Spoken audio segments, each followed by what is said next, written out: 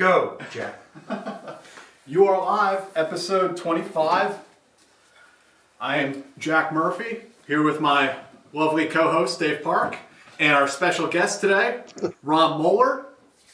Ron served in the Central Intelligence Agency as a Paramilitary Operations Officer, also in the military, and has a really extensive resume that I don't think we're even going to be able to get into everything on this one episode.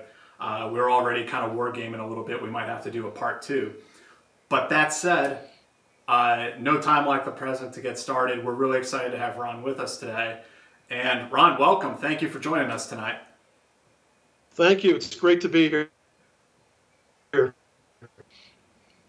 I guess just to give people a little bit of a feeling for who you are as a person before we jump into all this other stuff. I mean, who is Ron?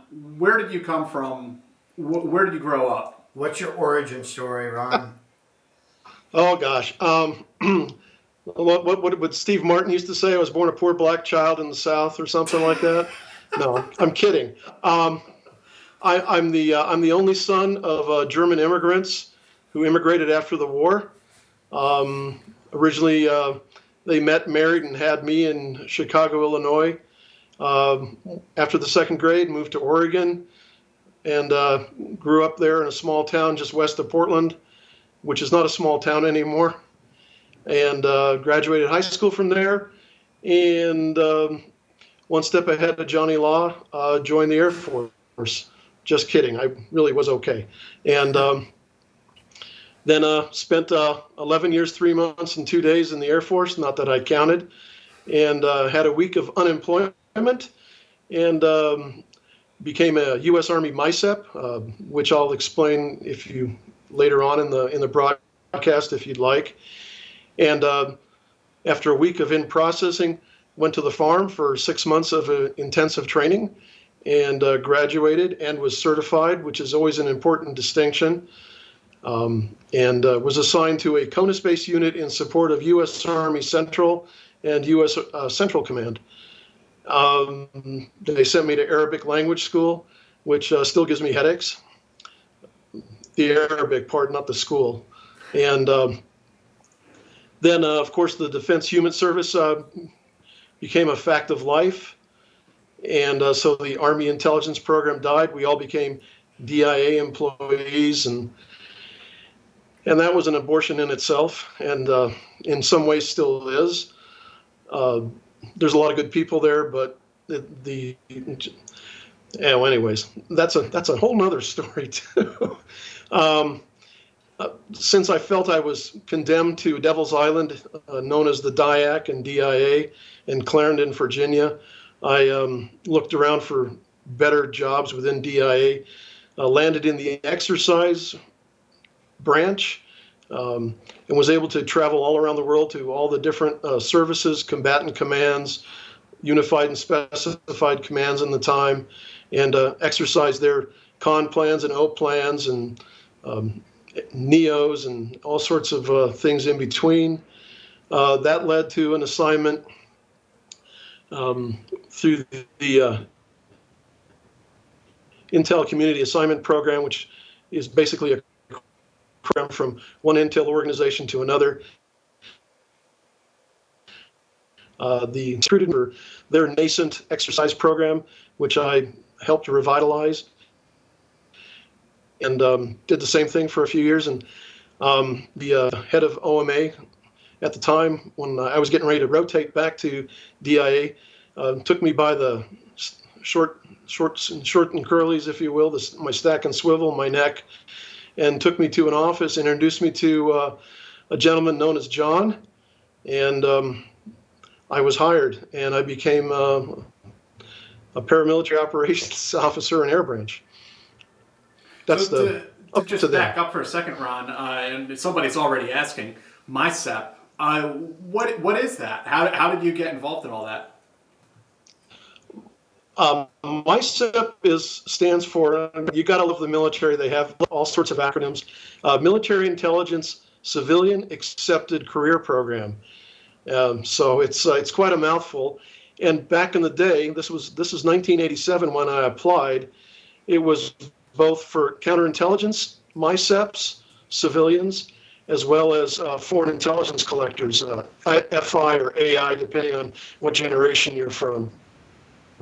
It was basically an ad in the back of one of the Military Times magazines, and it went something like, do you speak a foreign language? Do you enjoy traveling? Do you enjoy challenges, meeting new people? And I, well, yeah. And since the Air Force had sort of offered me a commission in, I could either be a missile launch officer or an air traffic control officer, and neither one which really appealed to me. So I sent them in a crappy resume, and a couple weeks later I get interviewed, and I get a follow-on interview, and then I get actually a third interview, and I got hired. So it was basically the MICEP program from the FI part is it was at the time was the Army's equivalent of the DO and the agency. The director of operations. Hiring and training and making and detailing case officers out to collect against different collection targets and sets. And the Army bus program, the Air Force had the next largest one, which was a very distant second place. And then, of course, the Navy had a very small one. The Marines had a very good one too, because they didn't have civilians. They were all warrant officers They're that all warrants, yeah. then became limited duty officers. But they were, I think, besides the Army guys, I'd take a Marine with me on an op any day of the week. Yeah, they had great interrogators too. Great interrogators and CI guys. And I'm sorry? I was also reading, Ron, you mentioned that you were part of the tunnel neutralization teams in South Korea, TNT, which I wish I had known that when I was writing about South Korea a few years back.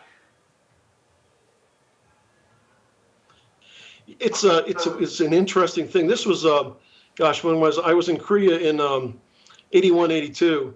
So it was still, they still had the half of my PCS there was under martial law. So it was combat conditions, wartime conditions in Seoul, curfews, things like that. I worked in the Indications and Warning Center, and we got an opportunity, some of us that raised our hand, wanted to go up north to the DMZ to hang out with the tunnel neutralization team guys, the TNT, the coolest acronym there is.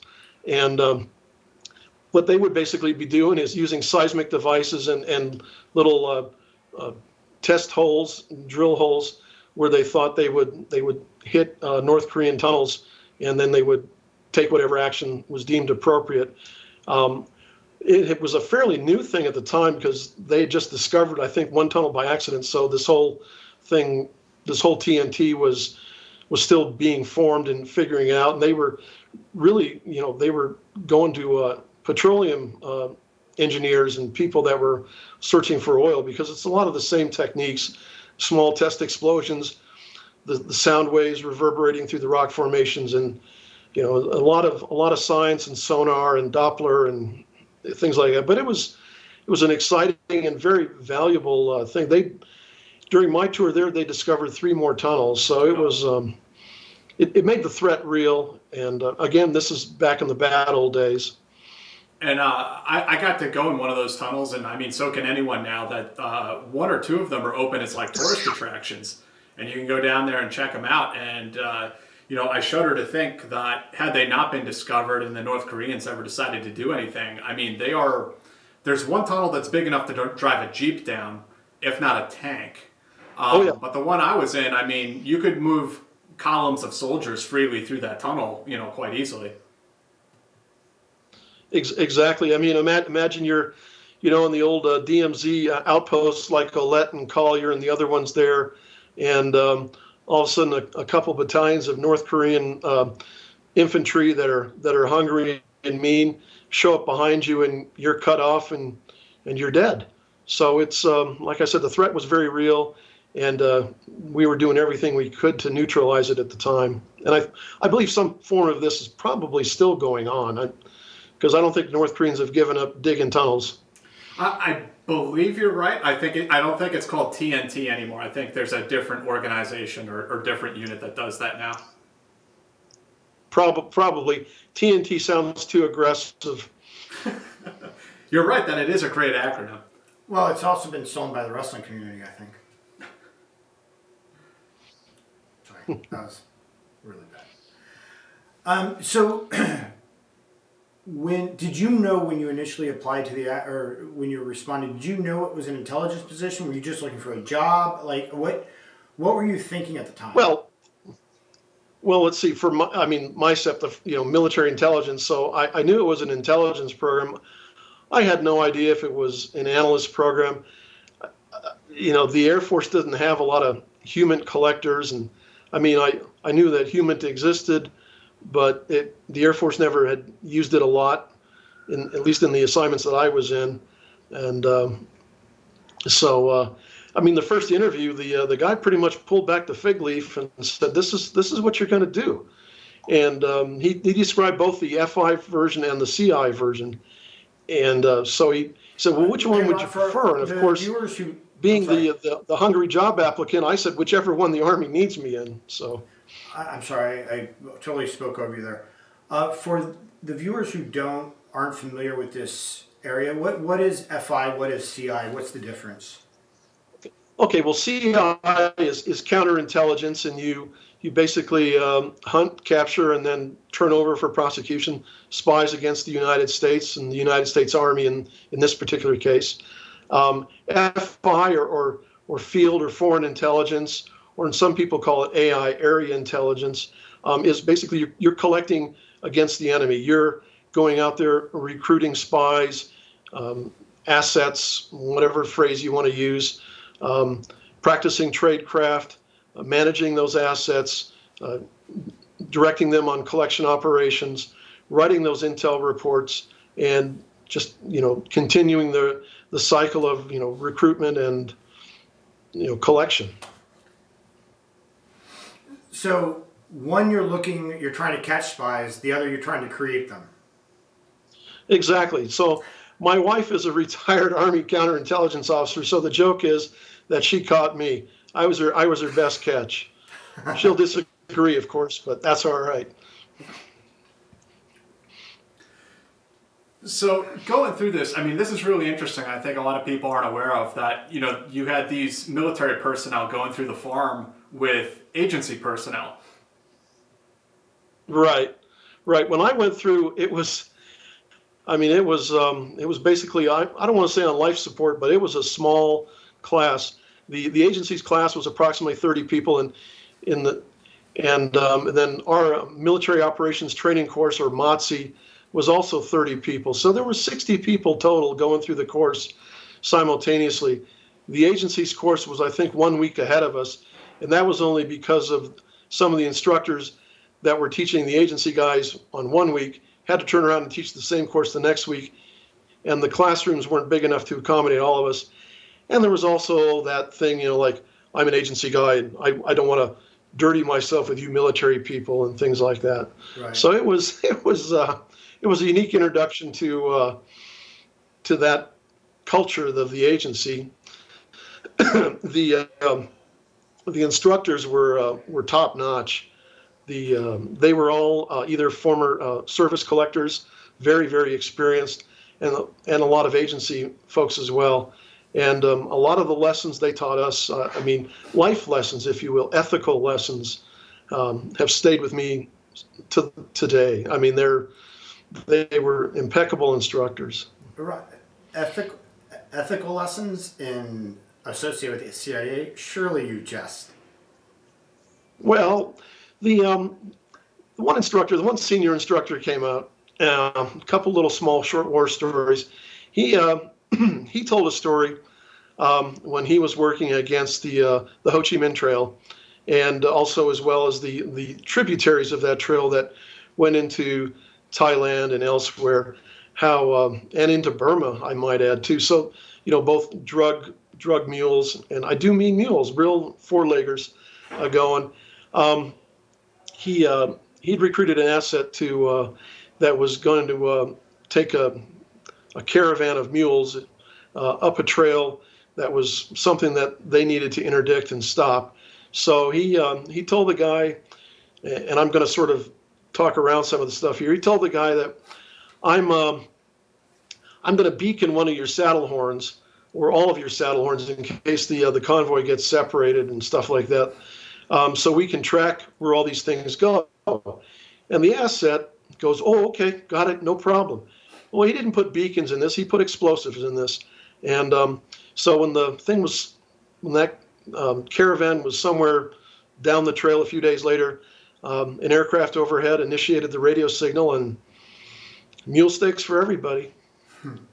Holy shit. Yeah. So he told us that, and of course we all had the same reaction that you all did, and it was like, like, oh my God, this stuff's real.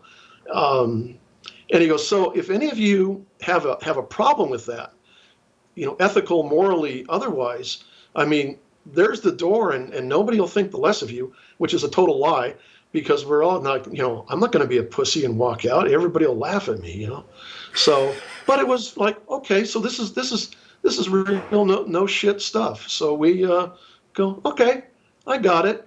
Some of us took the lessons more to heart than others, I believe. Some people still thought it was a game, and it was like, let's play dress up, let's play spy, let's play, cool guy intelligence collector. Miami Vice was big on the TV back then, so everybody wanted to be Crockett and Tubbs and that sort of thing, and it was ridiculous.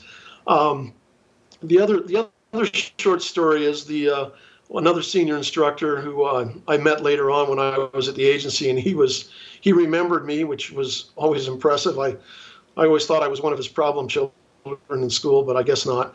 But he was happy to see me. But one of the lessons that he taught was about, you have a strong, hopefully, he said, hopefully you have a strong set of personal ethics and morality inside you. And we're never going to ask you to do anything that's going to conflict with that, we hope. If we do, you need to let who's ever tasking you know that, and we'll discuss that. So he brought up some examples that I really can't get into, but it was an important lesson that, okay, so I'm going to be asked to do some things that maybe to the average John Q. public in America or elsewhere may seem, how could you do that? Like the lady in Blazing Saddles. Isn't anybody going to help that poor man? How could you do that? So we go, okay, I got it. So you structure the recruitment pitch in such a way that you appeal to their inner angels, their better side, their patriotism. You always try to recruit for the right reasons. Money reasons are always the worst, because they're always going to like, well, the Israelis will pay me a whole lot more for this information, which is always never a good thing. Well, they'll always take your money. Whether they give you anything in return is another question, right? Right. So I'm joking. I know nothing about the Israelis, honest. So for our younger viewers, Ron has already referenced The Jerk and Blazing Saddles. So you're in for a night of vintage trivia. Two phenomenal movies if you have not seen them. Sorry. I don't get out much, okay? Come on now. These are those great deployment videos that we see over and over again. Ron, I'm with you. I could do Super Troopers, but I can't remember any of the lines. You know all the meow lines, though. You got Steve Martin VHS tapes. So when you went into the MOTC course, the Military Operations Training Course, is that correct? Right. Right. The very generic name. Was there anything that you found that veterans were actually, or a lot of veterans were actually ill-suited for that line of work, maybe because they were used to working in a team environment or more collaborative environment, where this is a very individual thing, I assume. Did you see that because of some people's like military mindset and conditioning, that they had a really difficult time kind of transitioning into this kind of line of work or this field? Some did, but we all tried to help each other out. The best people that went through the course, the ones that literally breezed through the course and had no problem, were the ones that were already certified counterintelligence agents, special agents in the military that had badge and credentials, because some of their training aspects, the recruitment, the interview part, that sort of thing is very similar to what we were taught. And they literally breezed through this. Some people like myself who came, even though I came from an intel background, I had no concept of all this stuff, and I was actually a very shy and person back then. So it really, one of the instructors had to tell me, he kicked me in the ass and, told me to get out of my comfort zone and start, getting out there and meeting people. So, and I haven't stopped since, much to my wife's chagrin, because I'll go into a bar and start talking to people, and it's just a terrible thing. But it was challenging for some people. I mean, some aspects of the course were more challenging than others. I mean, I think one of the coolest things we got to do was clandestine photography.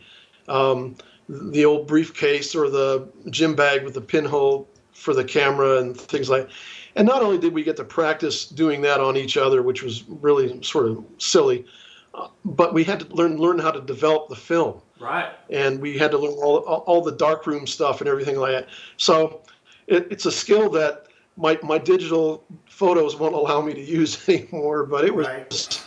I still have photos, that I took, because we all got to go one long weekend. We all got to fly home, and my family was still in the greater St. Louis area, and where I'd gotten out of the service out of Scott Air Force Base. So I asked, hey, can I take this with me? At least the camera, not the clandestine container cases and things like that, but the camera and a lens and things like that. And they said, sure, you just have to develop the film when you get back. So I have pictures of my son and daughter when they were little, and it's not Richard Avedon, but it's I like it. That's pretty cool. Yeah. There's a different world back then, different world of espionage. Yeah, technical surveillance is like night and day. I mean, the human aspect, things kind of remain constant, I imagine, but the technical aspect is just, what they can do now is incredible. Oh, it is. I mean, this and the biometrics is it's making it much more difficult. You almost have to hide in plain sight, and your tradecraft has to be impeccable. Yeah. And I noticed, we talked about this a little bit earlier. Around this time was when you had this brush with a Cuban spy. I was wondering if you could tell us a little bit about how that all came about. Yeah, that was later on when I was actually in DIA, and I was in the exercise branch there, and we were scheduled to support an exercise down in the old Joint Forces Command in Suffolk, Virginia. They have this great little simulations facility, very, very nice, very well appointed with computers and laptops. So it's almost like watching a war game, with all the symbology moving in whatever time the contractors, the controllers wanted to move in. But there's a lot of inputs and things like that. So we're still exercising staffs and people. So we would go down there as part of the red cell, as well as the support cell, to the main exercise part. And in this case it was whatever the MEF is out of Lejeune. Is it 2 MEF? I can never remember. Anyways, their staff, their senior staff, and some of their senior battalion and brigade staff folks that would deploy were there participating. But the exercise, the scenario was that the Castro brothers had died. I can't remember the circumstances they died, but somebody got very creative.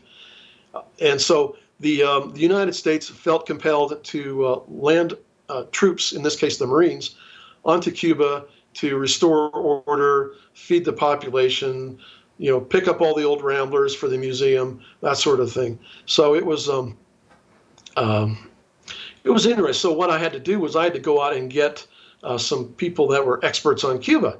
So I reached over to the DIAC, the Defense Intelligence Agency Center over on Bowling Air Force Base, the Latin America Division branch section, whatever it is, and asked for a Cuban person who knew Cuba and could do well.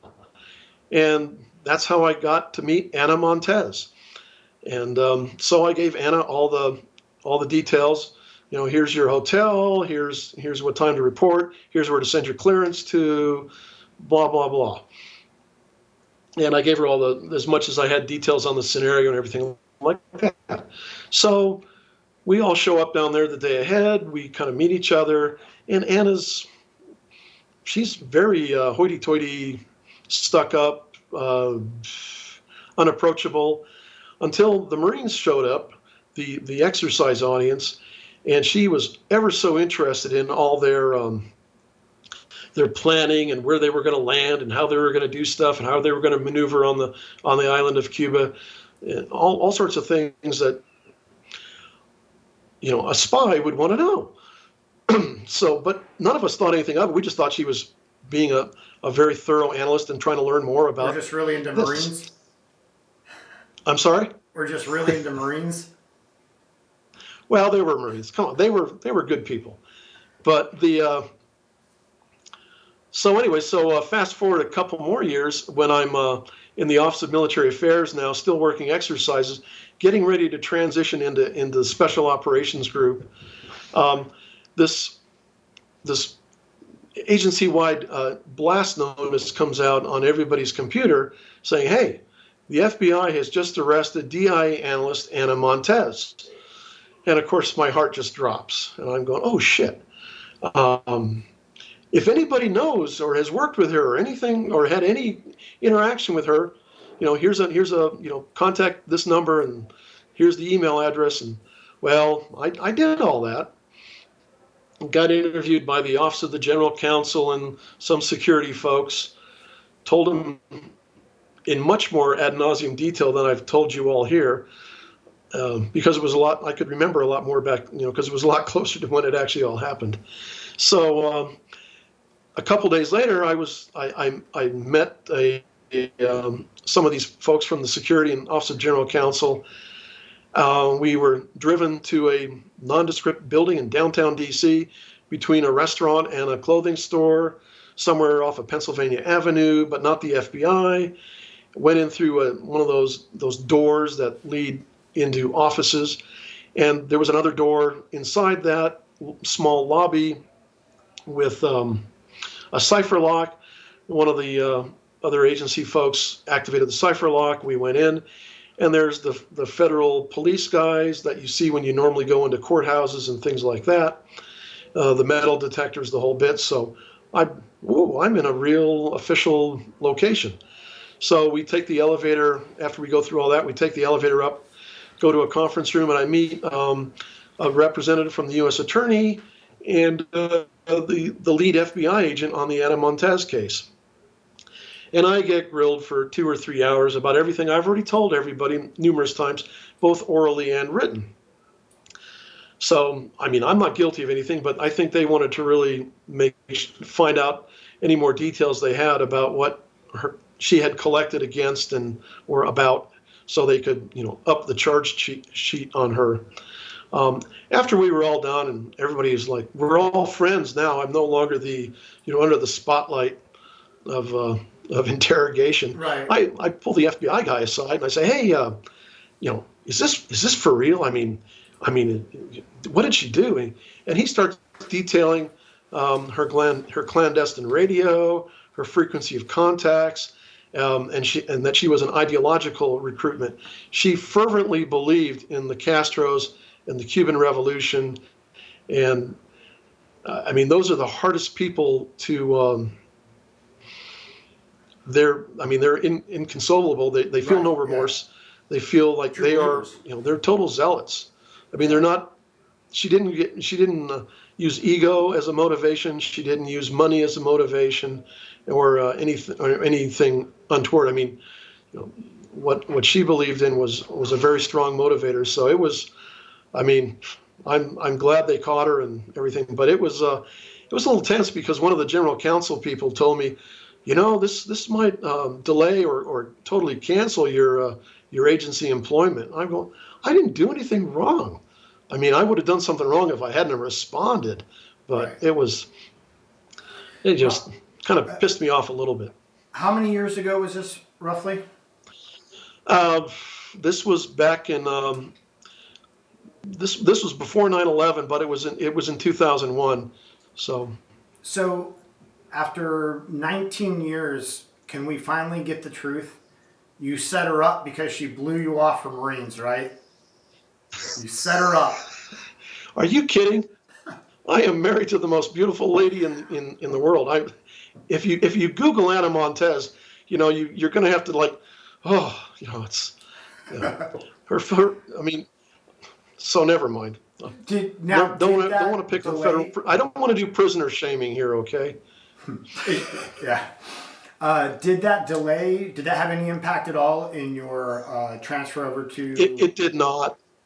It did not. I mean, I was fully and completely honest and above board. I mean, I hadn't done anything wrong, and being married to a counterintelligence officer, I learned a long time ago, I hate spies unless they work for me. Right. So. And then you probably hate them still, right? I'm not a fan. Yeah, no, I don't even. I don't think about it. I mean, it's a cool story because how many people actually come in contact with a real life enemy spy? Sure. Outside of the counterintelligence people that go against them and catch them. So sure. It's kind of cool. And she legit had clandestine comms in her apartment and everything. Yep. Oh yeah. I mean, you. I don't know what I mean, you can Google her stuff, and I'm not sure what links there are, but on the FBI affidavit and things like that. But I mean, she had a pretty extensive setup, and she'd been trained offshore somewhere. I can't recall where, by the DGSE. That's the Cuban intelligence service. So she was a full-fledged deep in the heart of DIA spy. Yeah. Real quick, we have a couple questions. First off, thank you, DJ. Thank you, Andrew. Thank you, Alex. Thanks, guys, for the donations. We really appreciate it. DJ asked a question about MISEP. Yeah, I guess that's the first time he's heard of that. He's impressed. Andrew says, the U.S. ambassador to South Korea has recently come out under intense criticism for his mustache. Critics claim his mustache evokes the memory of Toho and Hirohito. As a result, mustachioed gentlemen, is this discrimination? Everybody's picking on my stash. You know how hard I had to work to get this thing. I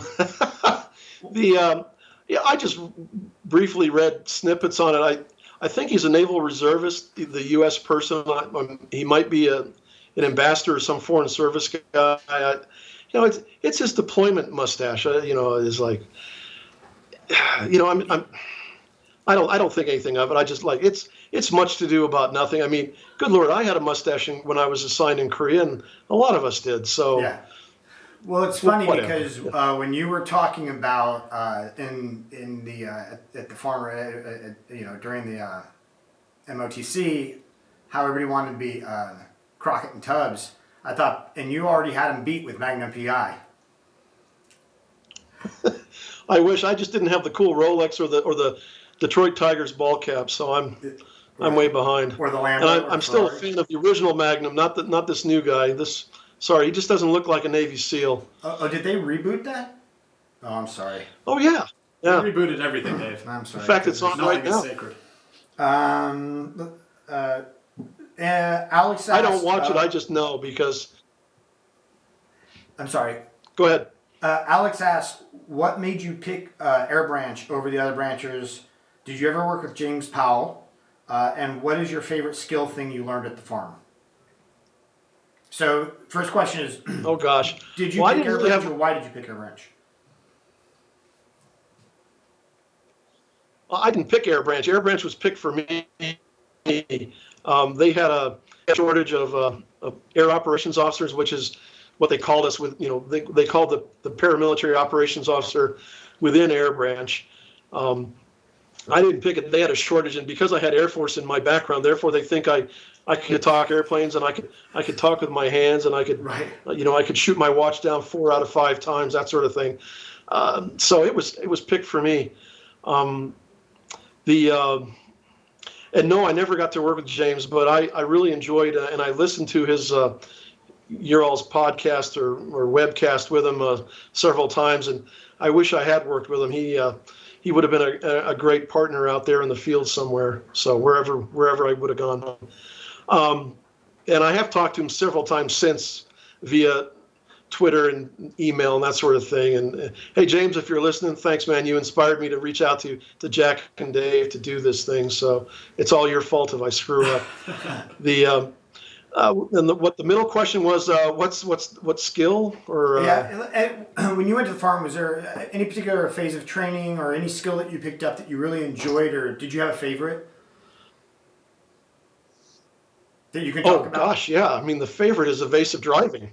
I mean, come on now. I mean, that's, geez, and then you get to go later on. And when I was in Air Branch, you get to go to a more intensive, advanced 1 week thing instead of just a 3-4 day, or I think it was 2.5-3 days of introduction to evasive driving, which was done very safely. And I felt like I was back in high school in driver's ed, and how to do a J turn and how to do this.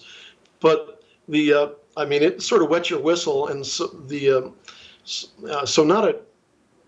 didn't happen during MOTSI, but the defensive, or whatever we called it, evasive driving course. My dog's bothering me, Scary. Was really, really great. I mean, we got to do some high-speed, low-drag stuff, and it was phenomenal. In fact, when we finished the course, and everybody finishes the course, some people finish it better than others.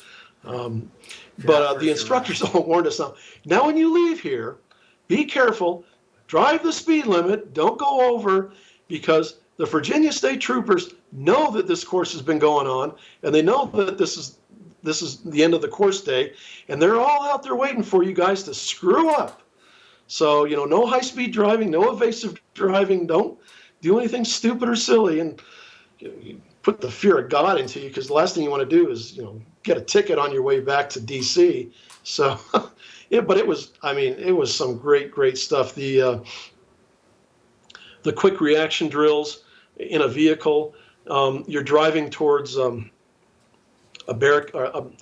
It's all done with cones, so it's not a solid barricade, but there's like door number 1, door number 2, and door number 3, and there's traffic lights above it. They're all red, and you have to reach a certain speed, and I think we had to get up to 80 miles an hour. And I mean, you're stomping on these cars. These cars, the engines are getting rode hard and put away wet type thing.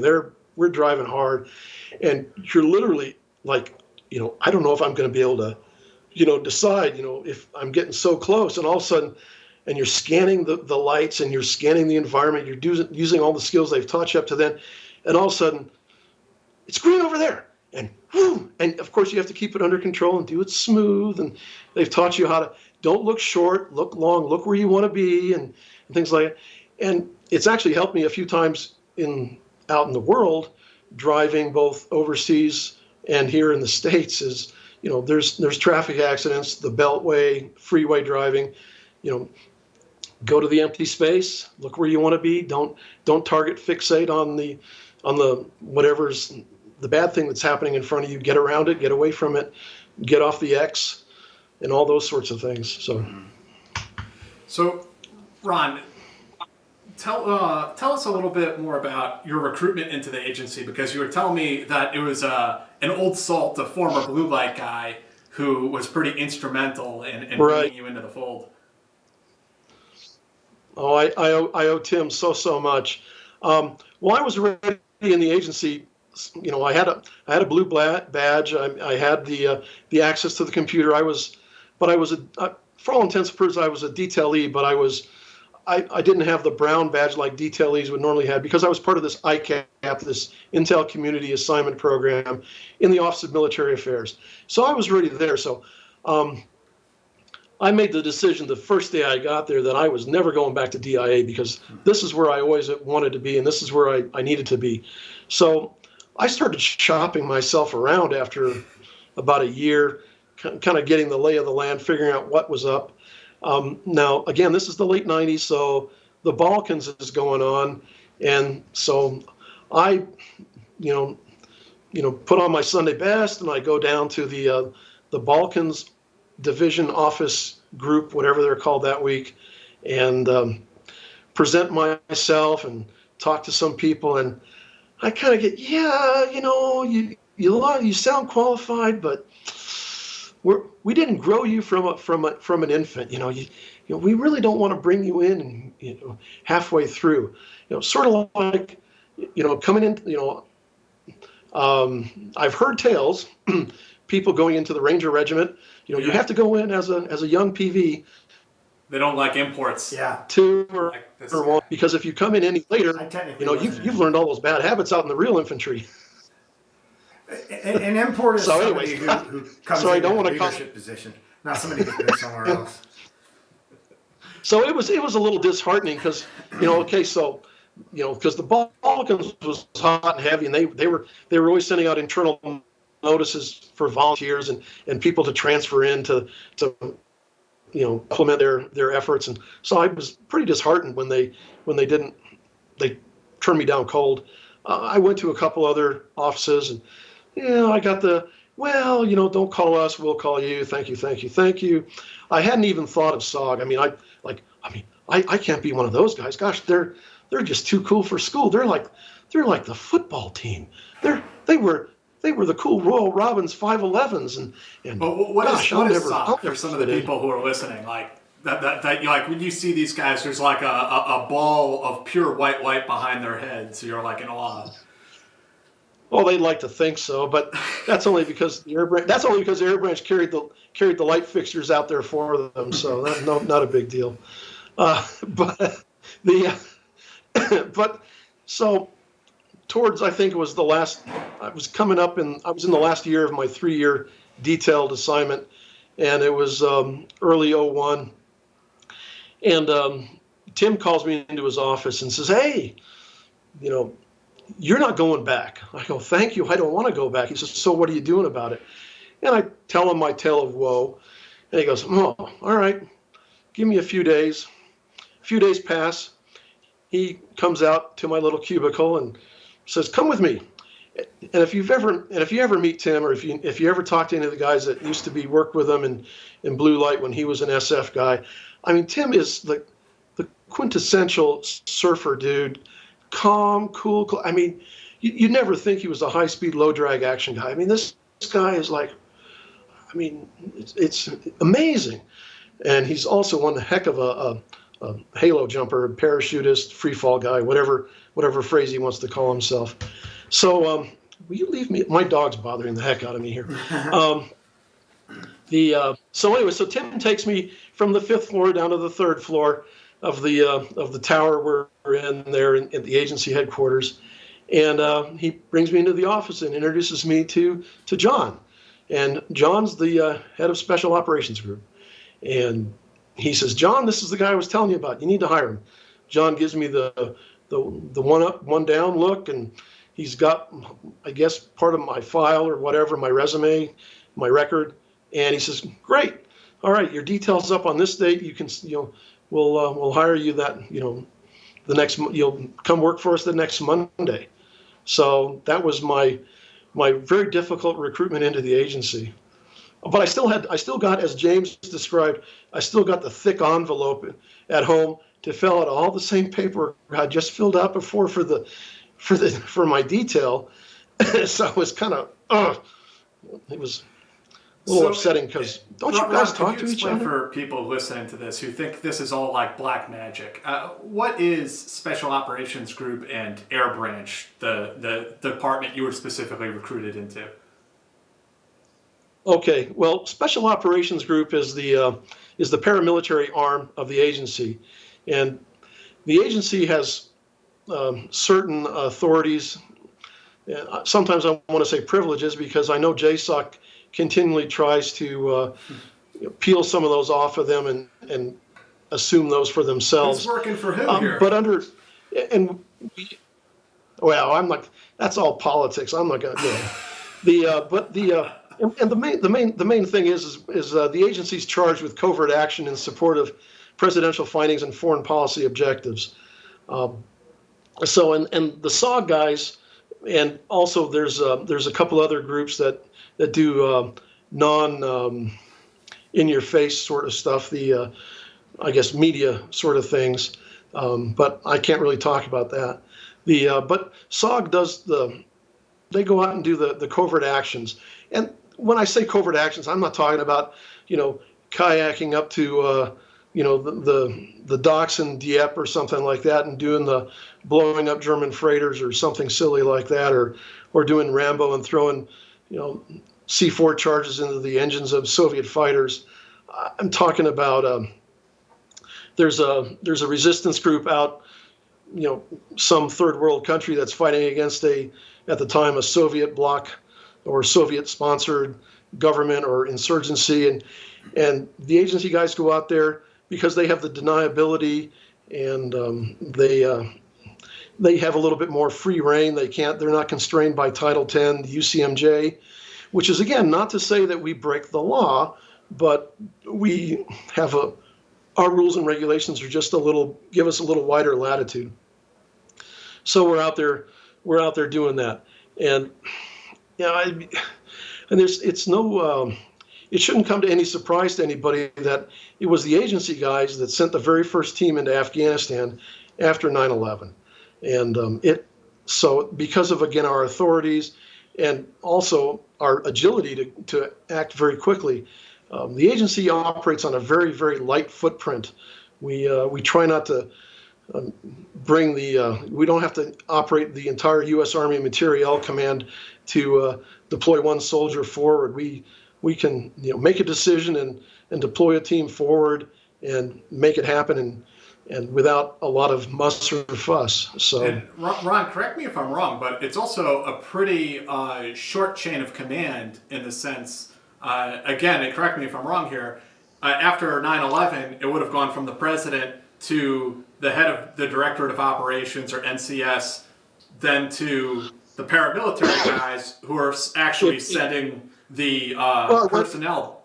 The president to Director Tenet to I think it was to James Pavitt, who was the Director of Operations at the time, and then of course it went to then from there Cofer or Pavitt parceled it out to either Cofer Black, who was the head of CTC, and I can't remember who was the head of the Special Activities Division, which is now a center as James went over. And then SOG works for Special Activities. That's the umbrella overarching that covers those media guys as well. So then SOG, it came down to us. And then in this case, it went, Gary Schroen's book, First In, covers it real well, how Gary was he was getting ready to retire out, and the director pulled him in and said, "You need to lead this team," because Gary had led an earlier liaison team to talk to Massoud, who had been killed 2 days before 9/11. And then Gary basically could handpick the litter through the agency for his team, and then once he went in and started establishing things, and the other teams, Alpha through, I don't know, somewhere in the middle of the alphabet, teams were deployed out there and into Afghanistan to liaise and work with the various different warlords and entities there out. And there's also that book. I will add that a lot of these teams, though, were augmented by Special Forces personnel to assist, because we were running out of GBers. We hadn't hired any contractors then, but so it was interesting. Busy times. What is Air Branch then specifically? I mean, as I would understand it, it's they deal with covered aircraft that are not necessarily marked or don't necessarily have a huge American flag on it to enable the agency to go and do things covertly. I mean, is that the gist of it? Well, I mean, the short version is it's the updated version of Air America, but that really is, that doesn't give it any. That's kind of a misnomer, because that's the lineage, but not the entity. And we do have our aircraft are marked. They do have serial numbers on the side. I mean, you can't land at an airport without a serial number. They do have, for the lack of a better word, a VIN number on the aircraft, the engine, things like that, similar to what we have in cars. So they're all legitimate aircraft. They work for legitimate companies. They file legitimate flight plans. It's just the crews that pilot them and maintain them are all cleared by the agency. They're read into the agency, so they're, for all intents and purposes, they're agency employees, and they know how to keep their mouth shut, and they do the job. And we always have a pretty good cover story for them. And they perform miracles. I mean, these pilots and these maintainers are the best. I never felt worried about flying some of these aircraft going. The one airplane we had, and I believe we still have in the inventory, had actually flown into Desert One prior to Charlie Beckwith and those guys Major flying Carney's So aircraft. it was. I mean, we're flying in a piece of national history and heirloom, and it's a great aircraft. But so it was. But we were able to do. I mean, we fly in and do the things, and we get in there and do it, and then leave. It's funny. Like in Iraq, when we would fly in, and God bless the Air Force and their air tasking orders. They didn't know how to categorize our aircraft, so all our aircraft became C-130s. Now, I'm here to tell you that a lot of our aircraft don't even look anything close to a C-130. So we land at El Asad, oh, by the way, and we're landing there, and I'm sitting in the co-pilot seat just because the back was all filled with cargo. And the tower calls down and says, "That's the funniest looking C-130 I've ever seen." And so, I said, "Well, no problem." I says, "Hey, I got to come by the tower and talk to you guys anyways." So we unload the cargo, and, "Hey, guys, drop me off, wait a few minutes, and you can take me back to the aircraft." I go up there, and I do that, Obi-Wan Kenobi, Jedi mind trick. "We are not the C-130 you're looking for." So, yeah, and they joked and laughed, and they said, "Oh, you guys are the OGA guys, aren't you?" I go, "I'm not saying we are. I'm not saying we're not, but yeah, okay.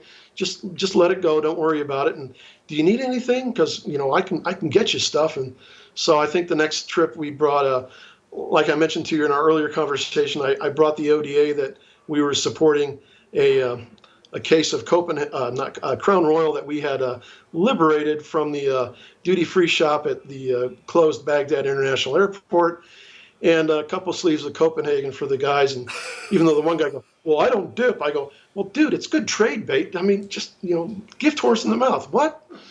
So you had to work with these Air Force guys. They were a little slow on the uptake. And even though you brought those guys Crown Royal, I'm sure they didn't drink it because General Order Number Oh, One. gosh, no. Was in no. effect. But And when we had to work with them again, we were extraordinarily popular. It was. I learned really early in you talk, the earlier question the gentleman asked about the skills you use, small favors beget big favors. Mhm. And it's really important to do these things, and to keep people. You can lose your temper and you can get mad at people, but be judicious in that. And I'm guilty of not always doing that, but it was an important lesson and an important skill. We got a lot more accomplished that way with honey than we did with vinegar. right. So And General Order Number One is the no fun, no military's- sex, no drinking, Yeah, no drinking. No drinking. and no sex. sex. Oh, it's funny. I showed up at an Army unit to give them the gouge on the local area during one of my tours in Afghanistan, and I interrupted the commander's General Order Number One thing, and he talked about sex and having no sex, and I'm going, I can't believe I'm hearing this. Here's a lieutenant colonel talking to his troops, treating them like they're children, infants, and talking about. I'm going, there's men and there's women here, and there's good Lord, they're going to find a for way. a year. You figure it out. Yeah, but I just found it. He was very fire and brimstone like. It was. I just stood there and put on the poker face and didn't say anything, but my eye roll I think said a lot. Well, what's funny is I think every one of those officers had a bottle in their desk in their office. So and we're probably like having sex with some lower enlisted guy's wife. Yeah. Yeah. But there's no sex in the champagne room, folks. No. There's champagne, No, but that's not what you want. that's right. So 9/11 happens, and I mean, by this time you are fairly new to the agency, right? You had been brought into the fold. I mean, what was that experience like? I was finishing up my. I was actually in my last month of working in Office of Military Affairs. I was going to start 1 November, so I was actually I was part of an exercise team that was we were exercising the federal government's State Department's incident response team, and I'm probably getting the name incorrect. I'm sure the State Department has a much cooler, more innocuous name for it, but the agency part was the IRT, the incident response team, and is that better be good single malt there? So somebody asked what everybody was drinking. There you go. We are drinking Lefroy as usual. What are you drinking tonight, Ron? I'm drinking a nice small batch bourbon from Colorado. What's it called? You want to give them a plug? Is it nice? It's a 10th Mountain whiskey. That should be in New York. It's made in it's distilled in Vail, Colorado, where just across the mountain from where 10th Mountain was formed and established in Camp Hale. Oh, okay. So I didn't know 10th Mountain was established in Colorado. So the federal government IRT consists of 3 components. There was the State Department, who was the lead, the agency folks, and then there was a military component from, in this case, from JSOC. And we all showed up at Andrews and loaded our stuff up on a C-135, not a KC, but a C-135. The Air Force has like half a dozen of these tankers, or they never became tankers, they're transport aircraft. Very, very uncomfortable aircraft to fly in. Hodgepodge of airplane seats. I mean, I guess United was selling 1 row of seats and American sold a different row, and so on and so forth. And they still had all the old logos on them, and it was hilarious. So we fly to Budapest to do this counter-terrorist exercise with the Hungarians, their counter-terrorist service, and some of their intel folks. It's a NATO confidence building exercise and things like that. And Budapest is a great place, wonderful. And we get there we leave on a Sunday. We get there Monday.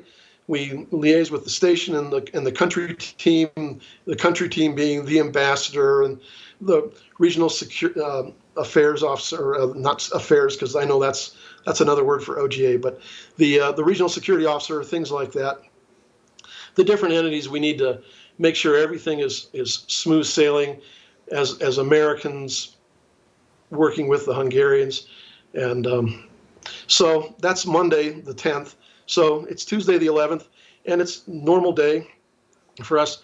And a lot of us go out of the embassy for lunch elsewhere in Budapest because it's Budapest. Come on, I mean it's a cool place to be.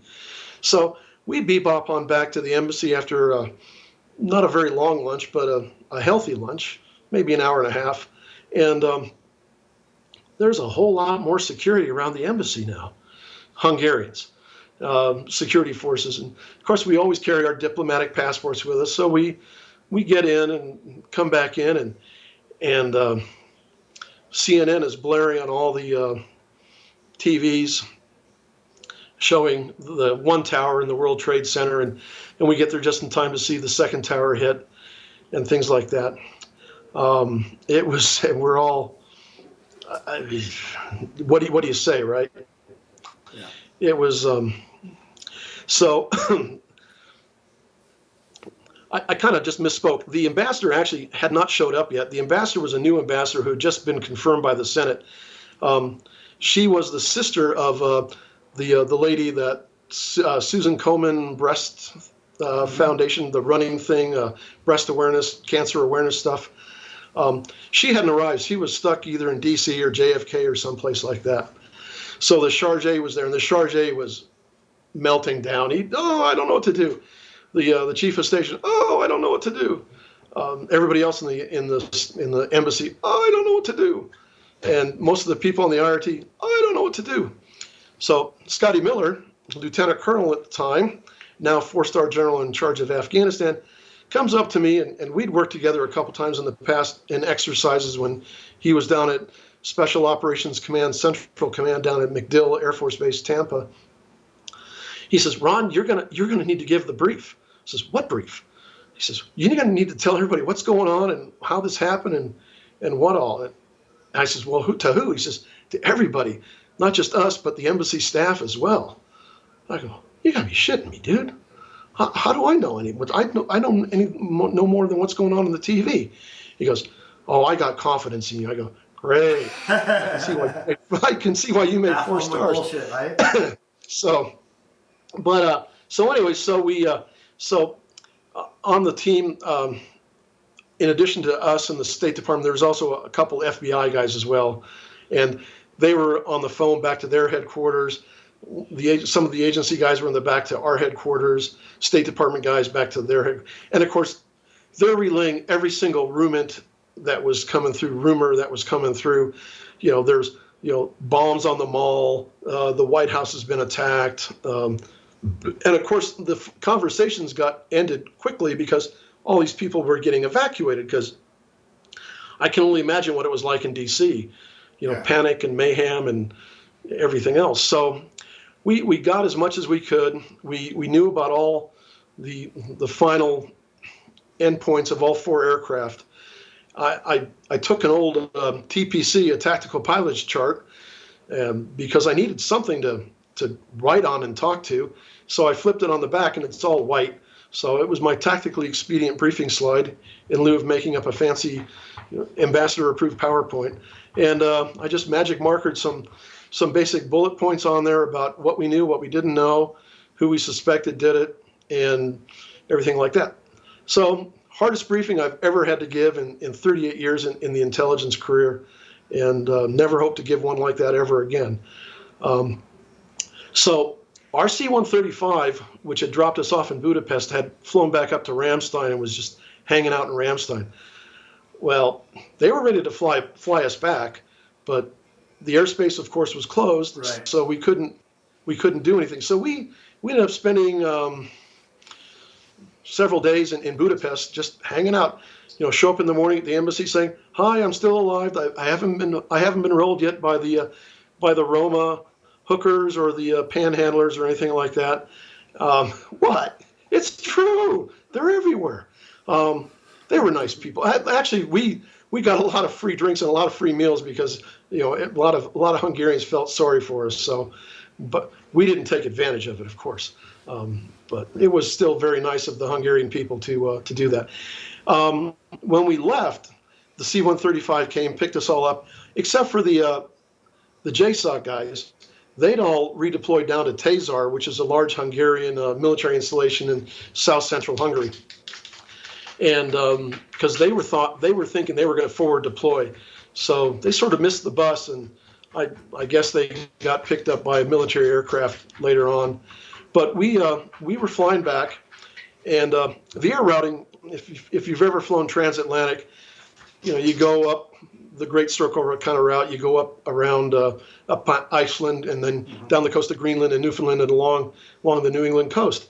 Well, being an official aircraft, we got permission to fly the innermost airway that was the closest to the American coastline. So we got to fly right along,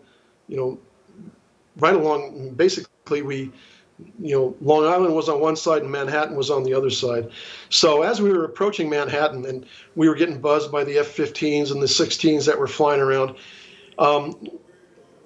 we all got called up to the cockpit, which was the only place that had windows, which was another reason that the aircraft really sucked, because nobody had windows in the back, to take a look at the remnants of the World Trade Center. Wow. And it was, I've never been there. I really have no desire to go. Seen enough of the video of the ground view, but from the air, it was devastating. And we all stood there, and everybody wanted to stop and stare, but we all felt guilty because we were basically all lined up, and you had 15 seconds to take a look. It was made quite an impression. So we all get back to our seats. We land back at Andrews. we unload the aircraft, and people take the stuff back to the secure warehouse, and we we all go back to Langley to get our personal vehicles to drive home. And oh, I'm sorry, no, we didn't. We actually had our personal vehicles there at Andrews, so we got in those. And just trying to get off Andrews, I mean, it's hard to get on a military installation, even back then, or even before back then.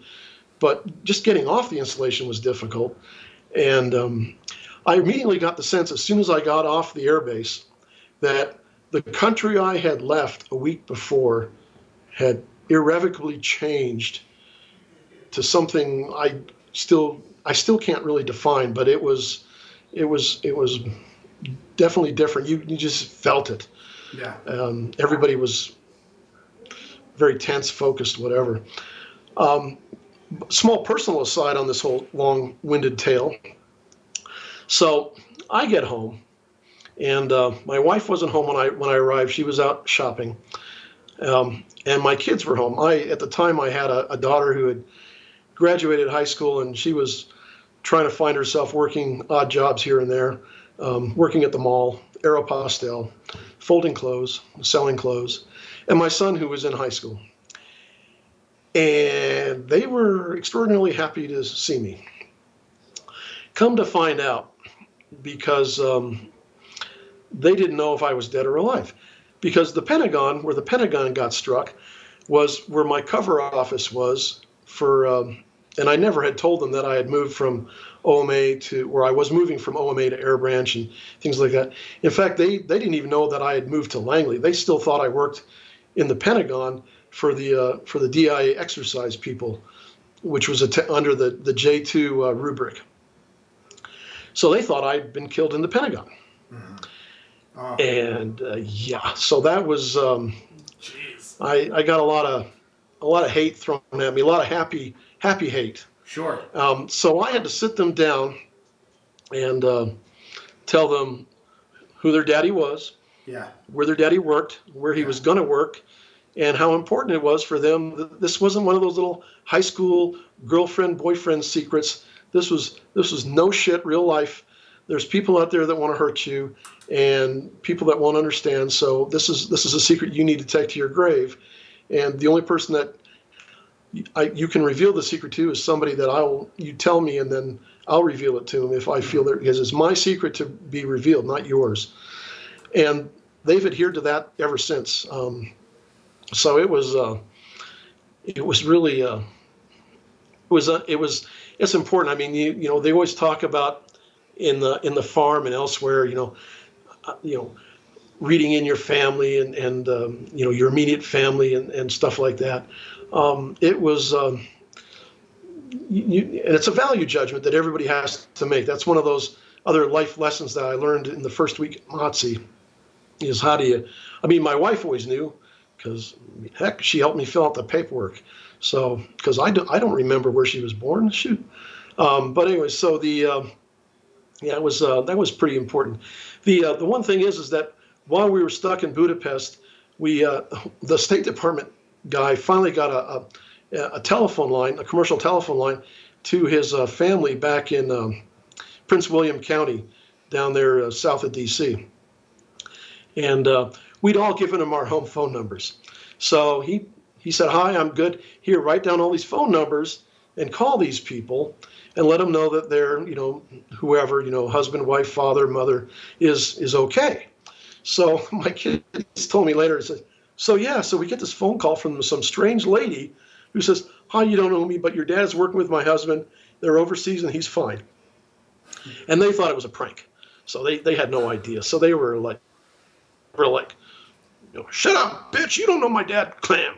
So it was, now, yeah, it was, yeah, how to win friends, and but it's been hard. I mean, that was hard. That was a hard thing. I hadn't even thought of that. I was just happy to be home. I hadn't thought about the impact it had on my family. Well, you said that they talk about reading your family in, or basically reading them in. I assume is like letting them know what you're doing or what you do.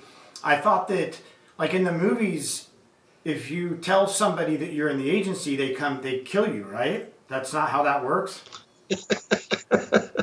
Yeah. Well, I don't tell them everything. You tell them, hey, I work in the agency. I, I didn't even tell them about Air Branch. I just said, hey, I'm working in special operations, and let it go at that. And that way, my son, who was reading up all on SF and Navy SEALs and that sort of thing, so he kind of made assumptions to where Dad was. So suddenly, I wasn't just the dad; I was the cool dad. Right.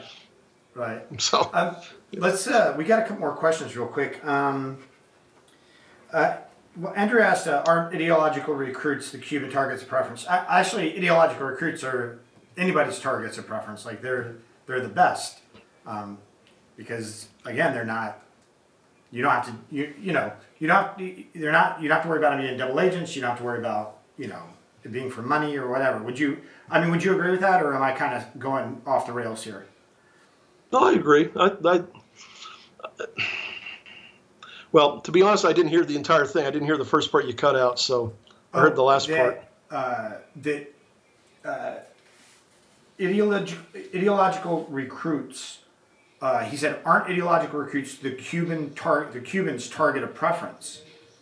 And really, ideological recruits would be anybody's I think target. any intel. I think any intel services. That's their recruitment of preference, because that's a true believer. Right. They're if you're recruiting for ego, that's a lot of work. You're always having to stroke their ego and make them feel good and self-actualize them. If you're recruiting them for money, it's never a great motivator. So ideological is always the best. And like one of the things I've been told is, unlike in the movies and things, the CIA doesn't so often use blackmail, like these ideas that like you catch a guy with a hooker or something like that, make a videotape of it, because then you have to deal with a honey hostile trap source that they might turn around and shoot you in the back, or they're going to narc you out, or who knows what.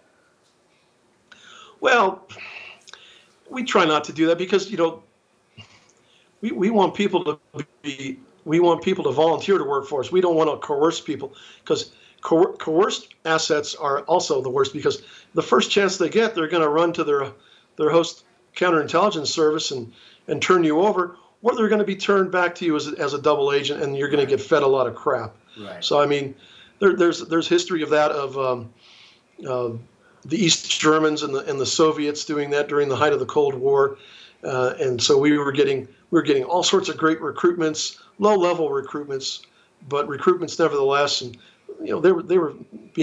those officers were getting fed a lot of crap, and there's a lot of bogus intelligence that was getting published out there, that it was hard to wheat chaff type of thing, separate all that. Right. So you get back home. Now you're doing your job. I mean, when was it that they actually sent you overseas? Well, so I showed up, and my 1 November date for Air Branch suddenly showed up to be that Monday, because everybody was all hands on deck. So Gary Schroen was picking his people, and they were out within a week after that, and the other teams, the letter, were getting organized and things like that. So there's a lot of carrying tough boxes to and fro the hallways of the agency, which really freaked a lot of people out. But that's not the way we operated in Paris. So it was kind of scary. I met Michael Spann in the elevators. Him and another ground branch officer are escorting a bunch of tough boxes up to their old facility in the headquarters building, and he's just smiling, going. I go, wow. I helped him carry him in, and that was, a nice guy. I mean, I never got to meet him again or work with him again, obviously, but because he deployed. But everything they always said about him is absolutely the truth, as far as his smile, humility, and just good attitude. And he was the first American killed in the global war on terror. Correct. He was the first American killed, and so. And we're working Air Branch. We're working 12 on, 12 off, pretty much 6.5 days a week type of thing, because there's all sorts of moving parts. And I mean, going from a lethargic peacetime environment where the agency was doing a little bit in the Balkans and maybe dabbing here or there in Africa and some stuff in the counter-narcotics war down in Latin America. All of a sudden, we're going from 0 to 60 in a heartbeat, in a blink of an eye. So it was a lot of confusion, a lot of egos, a lot of yelling in the hallways. It was when you're surrounded by elephants, be the smallest blade of grass. It was there was a lot of who's in charge, and there was it was I mean, we made it all work, and that's the thing. But it was a little hard sometimes to not get us off the dime, but get us out the door, if you will. When Mike Spann was unfortunately killed during the prison uprising, and we were notified, and the agency was notified, his body eventually made it in a couple days or a day up to Karshi-Khanabad, the Uzbeki air base known as K2, because it was easier to pronounce, that the Uzbekis had graciously allowed us to use for, I'm sure, untold millions of dollars in rental fees. So the military, bless their hearts, were ill-equipped to evacuate casualties, let alone an American killed in action. So there was a lot of Sturm und Drang, if you will, how to use an agency aircraft to transport the body back. Now, he was already in the silver casket, and we were, of course, going to transport him to Dover, because we weren't certainly going to drop him off at the local DC mortuary or anything like that. But all our aircraft were passenger doors, not a cargo door. So there's no way to load a coffin into through a passenger door. So we eventually got a military aircraft to take him and everything like that, because I think Director Tenet called the Commandant of the Marine Corps, who called the Chairman of the Joint Chiefs, and somehow some of that Air Force resistance just melted away. Yeah. Surprise, surprise. How crazy is that it's so early on in the war that a CIA officer gets killed, and it becomes a debate about how do we repatriate his remains back to the United States. It was a real low level debate, but it was like, you got to be kidding me. I mean, I always like to say there was a lot of September 10th people in a September 12th world, and it took a lot of time for some of those people to either be moved out, at least the first few years, and eventually they all came back in force. So they seem to be back in the ascendancy these days. So you did get over there though, and I mean, I got over there in early January.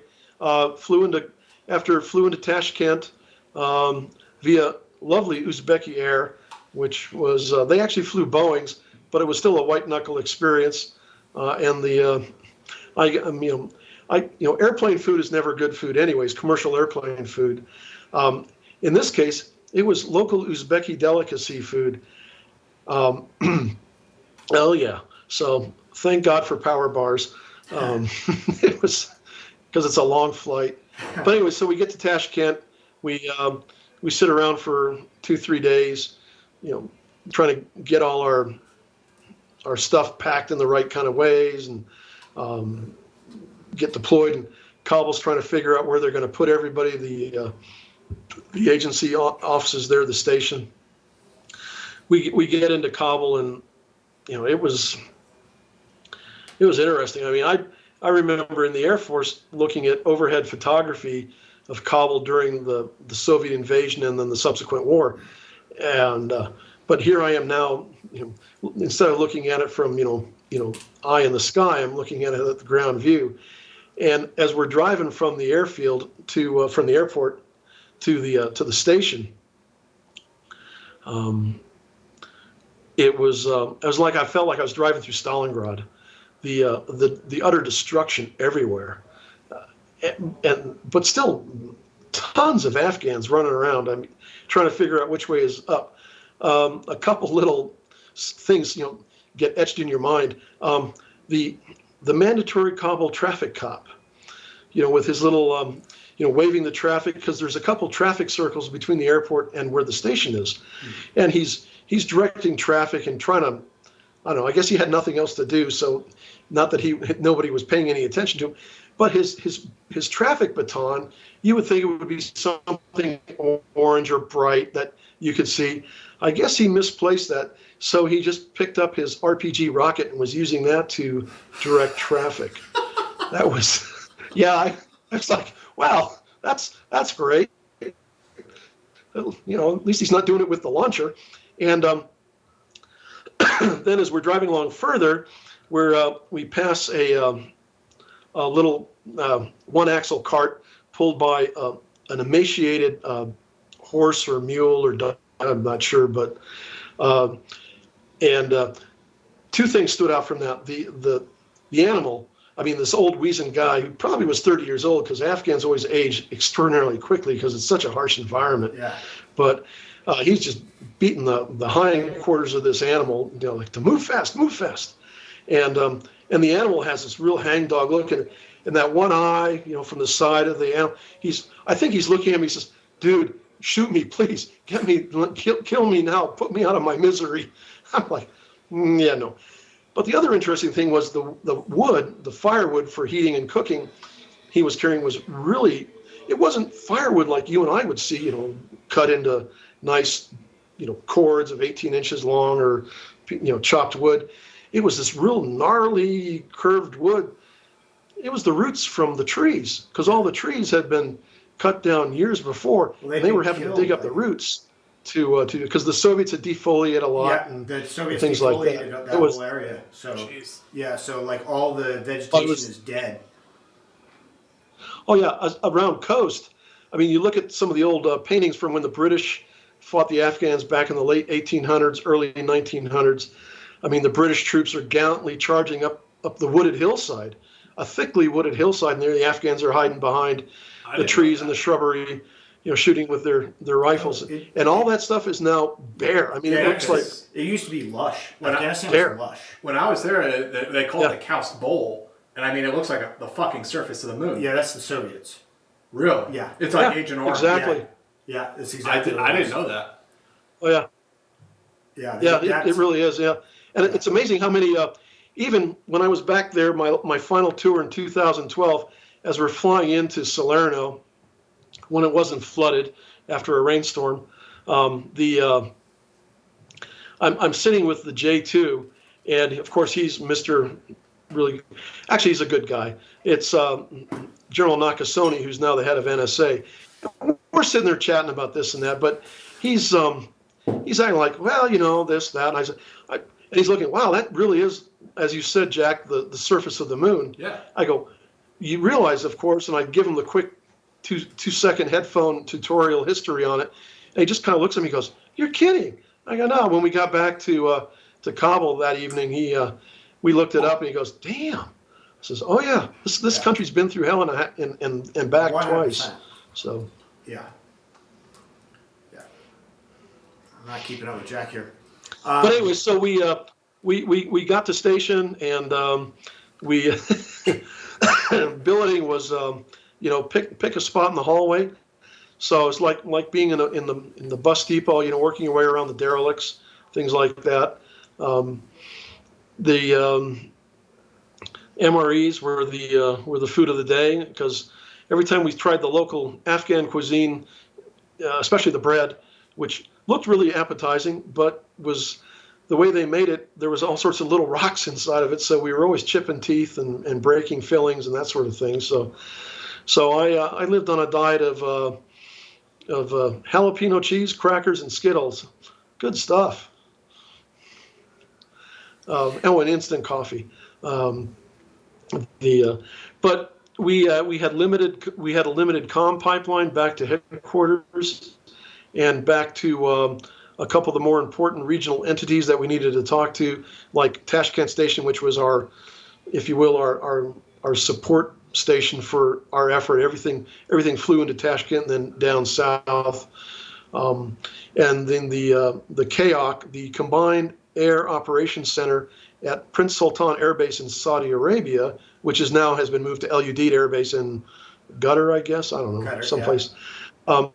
So that was, to help coordinate air operations and things like that. So we had that, and we had one Inmarsat phone, which you had to stand on the toilet in this one little room off to the side from the pit where all the computer terminals, all 12 of them were, that we all had to use and share, and try to make a phone call home. And of course, Inmarsats were extraordinarily expensive. What is an MRSAT for people who don't know? Like, so you're in Afghanistan. International Maritime Satellite. It's a communications satellite.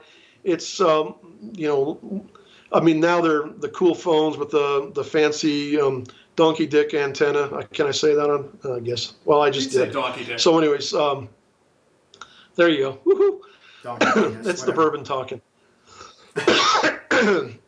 So, anyways, so we'd have to make those phone calls, and we were limited to like 3 minutes, and there was always some log person saying, you just cost the U.S. taxpayers $200. I'm like, well, okay, thank you, but it was even though it was the conditions were less than ideal. Looking back on it now, it was the best time. I mean, you were working with like-minded people. Everybody was focused. It was great. It's a feeling it's hard to recreate or describe, because on subsequent assignments to Kabul, it got more and more established and stratified, gentrified, chain of command, and you can't see the chief of station because you have to go through the executive officer to the deputy to the chief, and we were all in the same basic area of the building. And I mean, the chief had a little separate office because, well, he's the chief, and but he shared that with the deputy and an executive officer. So it was everybody felt family tight, and it was. I mean, we had to pull multiple duties. So not only was I the air operations officer in charge of the sole airframe that we had at the time, the Mi-17 helicopter, the transport helicopter, which is now in static display outside CIA headquarters. But I also had to coordinate with the fixed wing aircraft that we had based out in Tashkent that would bring in passengers and critical cargo and things like that. So it was. We had that. We also had to pull guard duty outside at night, 4-hour, 2-hour shifts. I can't remember, but it was long because we had a small perimeter. When you go there now, the perimeter's quite more expanded and robust because we've actually had professional defensive people show up and show us how to do things. So I'm out there one night pulling guard duty, and we have Afghans from the Northern Alliance that are there with us, and I got to see true man love. Yay, that was exciting. I immediately walked the other way, and hey, they weren't sleeping, so I couldn't say anything. But we knew there was a couple packs of wild dogs running around Kabul, and of course here we have we're cooking, and the smell, these exotic smells of cooking are filling the air. Well, I'm standing there one night, and of course there's no street lights, and maybe one or two street lights that are still working from some of the other foreign compounds in the area. But it's dark. It's pitch black, and I mean, we got our lights and we got our flood lamps pointed outward, and all of a sudden you hear the dogs growling and snarling, and it's like something out of that wolf movie where the wolves are stalking the one airplane survivor passenger, and you hear them, and they're charging us. I'm sorry? Was that Wolfen? I can't remember. It was Liam Neeson. He was in some movie, and yeah, whatever. It was up in the Arctic or something. Yeah, anyways, so these dogs are charging us. I'm going, shit. I love dogs, but these are not friendly dogs. These aren't. No, and Afghans aren't particularly fond of dogs as a lot of Muslims aren't, especially in that area of the world. Mm-hmm. So it's me or them. So I open up, and so do the guards, and it was ugly and depressing. Thank you. Um, the Yeah, of course, I woke everybody up in the compound, and everybody thought we were under attack, and so that was an exciting report to give orally to the chief, who thanked me for my for shooting, getting rid of the pests. But I'm going, well, it's not like we had an alarm system or a PA system that I could alert people to. Right. So, and then I had to write the report, and of course, I get all these inquiries back from headquarters about, well, couldn't you have done this, Right. not had to take lethal force on the dog. I'm going, geez, I mean, these people act like I'm at the dog park in Fairfax County outside of DC, and some dog, gets too friendly with me and wants to hump my leg. I'm like, these guys, they wanted to rip us apart, and so Ron, a lot of those inquiries went unanswered. You mentioned you mentioned an MI-17. What is that? What's special about it? What's like for the people who don't know, what's the deal? And why is it on display? What's the big deal about it? Well, the MI-17 is I think it was a 1950s, 1960s generation Soviet helicopter built, designed to transport troops. Some models of it have they put little rocket pods on the sides and things like that. Ours didn't. Ours was a straight troop transport. I think we got it for two reasons. One, our model was the MI-18 or MI-17 MTV. It was which is initials for a long Russian word, which basically means high altitude engines, because a lot of the locations we were flying to in Afghanistan were up in the foothills of the Hindu Kush, and further south. But so there was we needed to be able to get up to altitude, and carrying a decent load of cargo, personnel and cargo. And it was basically a cargo aircraft, very bare bones. Could carry, I think the most we ever carried was 12 people in light gear, rucksacks and weapons. And it was a rear loader. We took off the clamshell doors off, which so it made it for very cold in the winter, flying up into the Hindu Kush. I've been cold, but I've never been that cold. Even wrapped in snivel gear and Kevlar and Gore-Tex and everything else. It was, I mean, that wind found all sorts of places to chill you. But anyway, so it was a very capable aircraft. And the other reason we picked it was an aircraft that the Afghan Air Force and the Soviets used to fly. So it was the Afghans. Oh, it's that helicopter, or it's serviceable. Okay. We're used to seeing that helicopter. It didn't look like it didn't stand out. It didn't stand out. It wasn't a Chinook or a Black Hawk or the Germans when they brought in their CH-53s or anything like that. And they were used to the sound, the Doppler effect, because we only flew at night a lot. So and we always flew obviously under goggles. And so it was a great aircraft. It did amazing, wonderful things, and with good planning and some awesome pilots at the controls, we were able to do some amazing things. Ron, can you talk a bit, if you're able, about the pilots? I mean, were these like former 160th guys? I mean, flying non-standard aircraft? I mean, who were these dudes? The best pilots our country's ever produced, and but they're former military pilots from all the different services who have thousands of hours in either rotary, fixed wing, or both. Their judgment's impeccable. Their skills are beyond they're awesome. I mean, during Anaconda, we were flying in support of the not just agency folks, but my charge because I deployed up to Bagram to work with the 10th Mountain guys in the effort, and the chief of station said the helicopter's here with you at Bagram, and you're here to support the effort, support the war. You're not going to just do agency only and be all spooky and behind the the green door and not be a team player. Because there wasn't a lot of stuff there at Bagram. I mean, the Army had a few Chinooks and some Apaches, and that was about it. No Blackhawks. The Air Force had declined to bring any of their aircraft down from Karshi Khanabad. And of course, then we had some Marine aircraft down in Kandahar. So here's all these NATO, ISAF, Alliance SOF guys. We had Australian SOF, we had Danish SOF, British, et cetera, et cetera. Well, and there was Air Force Brigadier General Trebone. This guy had the perfect hair. I mean, you look him up in Sean Naylor's book, Not a Good Day to Die. There's a picture of him. I always called him the hair general because he was perfect. He was the typical political general that, every hair in place, even in the middle of the frickin' war zone.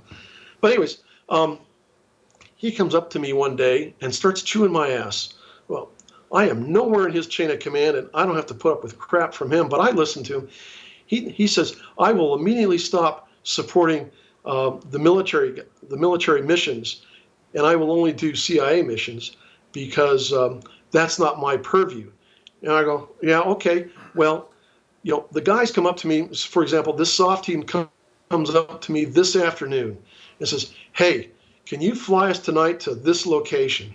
So I said, well, I don't know. Let's go see.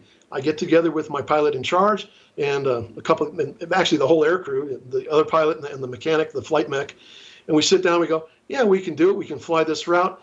This is the weather. This is the loom. This is the altitude we'll be flying at. This is how much we can carry. And the guys go, oh, great. And that evening, we take off and fly a mission.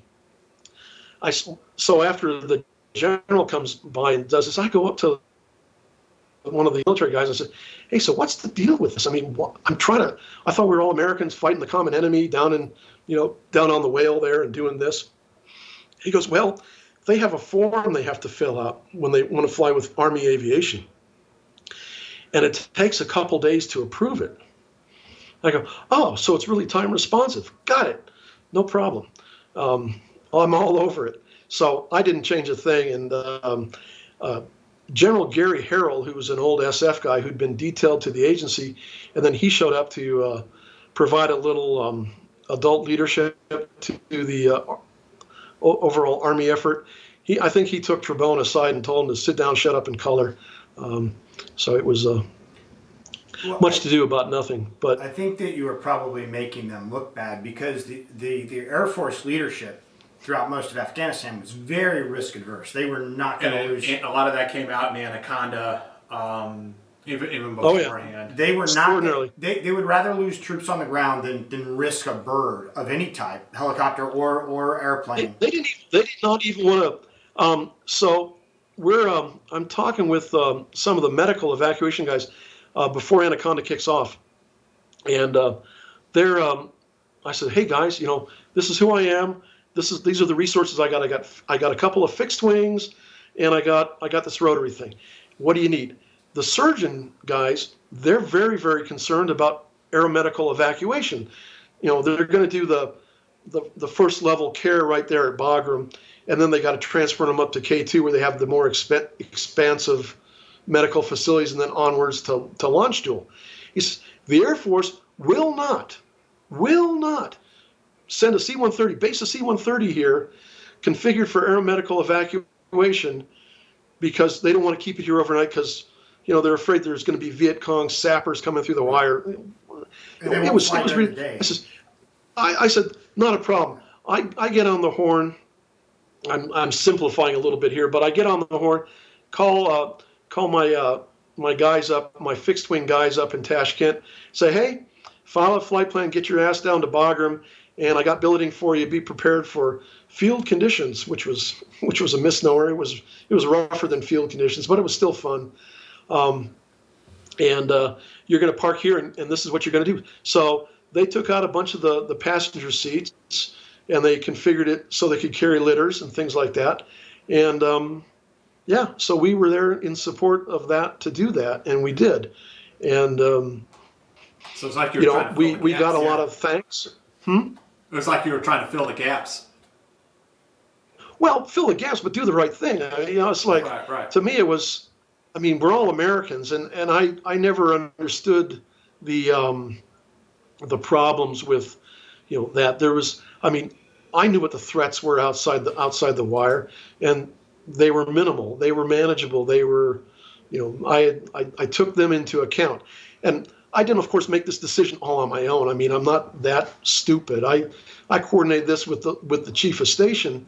I said, hey, here's the deal, and he says, well, yeah, do it. That's the right decision. Make it so, number one. So I did, and I upset a few people that, as you say, the risk adverse crowd, but I got a few cool unit coins out of it, so it was nice. Was the conventional Army aviation, I'm trying to remember, were they, with the helicopters, were they as risk adverse as the Air Force was with their planes? They kind of were, right?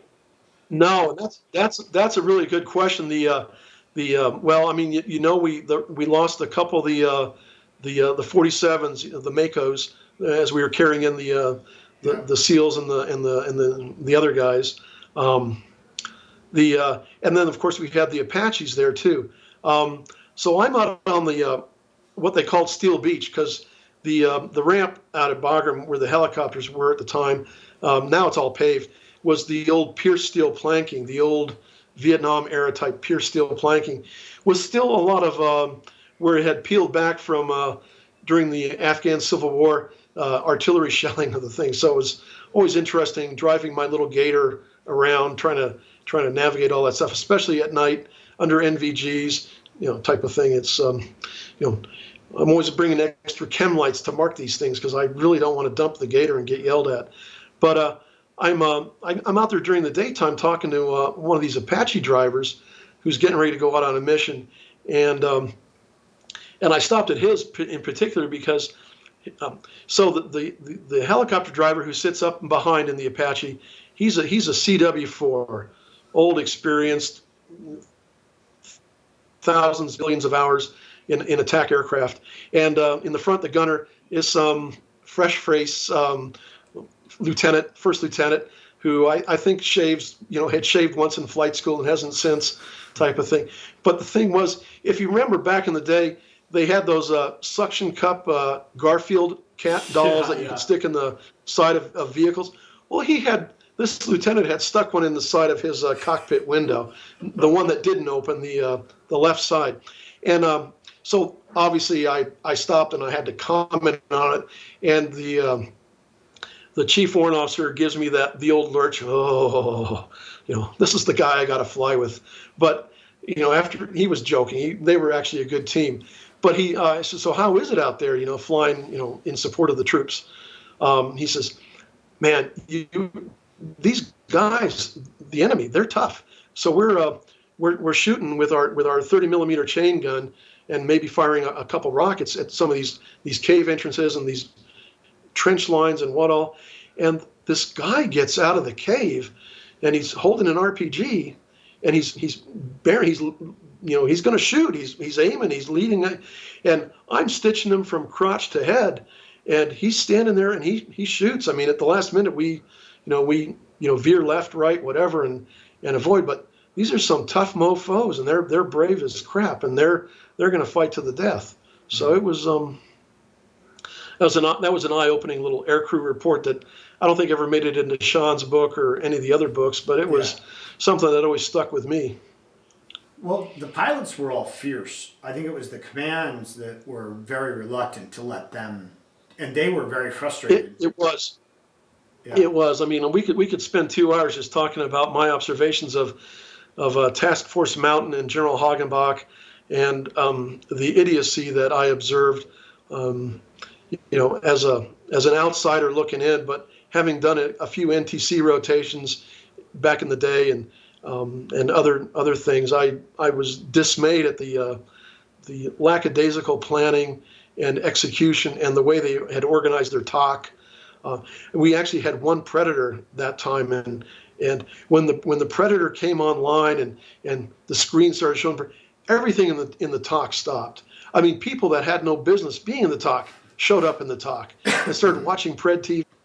It was it was poorly executed, poorly disciplined, and we were only able to overcome by the bravery of the on-ground commanders, like Paul the Camera and Steve Townsend and those kind of folks that are still in the Army today. They're general officers, but their bravery and their troops' bravery and the junior officers. I think Nate Self, did a lot of great things and suffered for it. And a lot of great soldiers out there doing stuff. Going, of course, the big question I always had was, why are we fighting uphill? It's sort of like the one chapter in your book, Jack. No matter which way you're going, you're always marching uphill.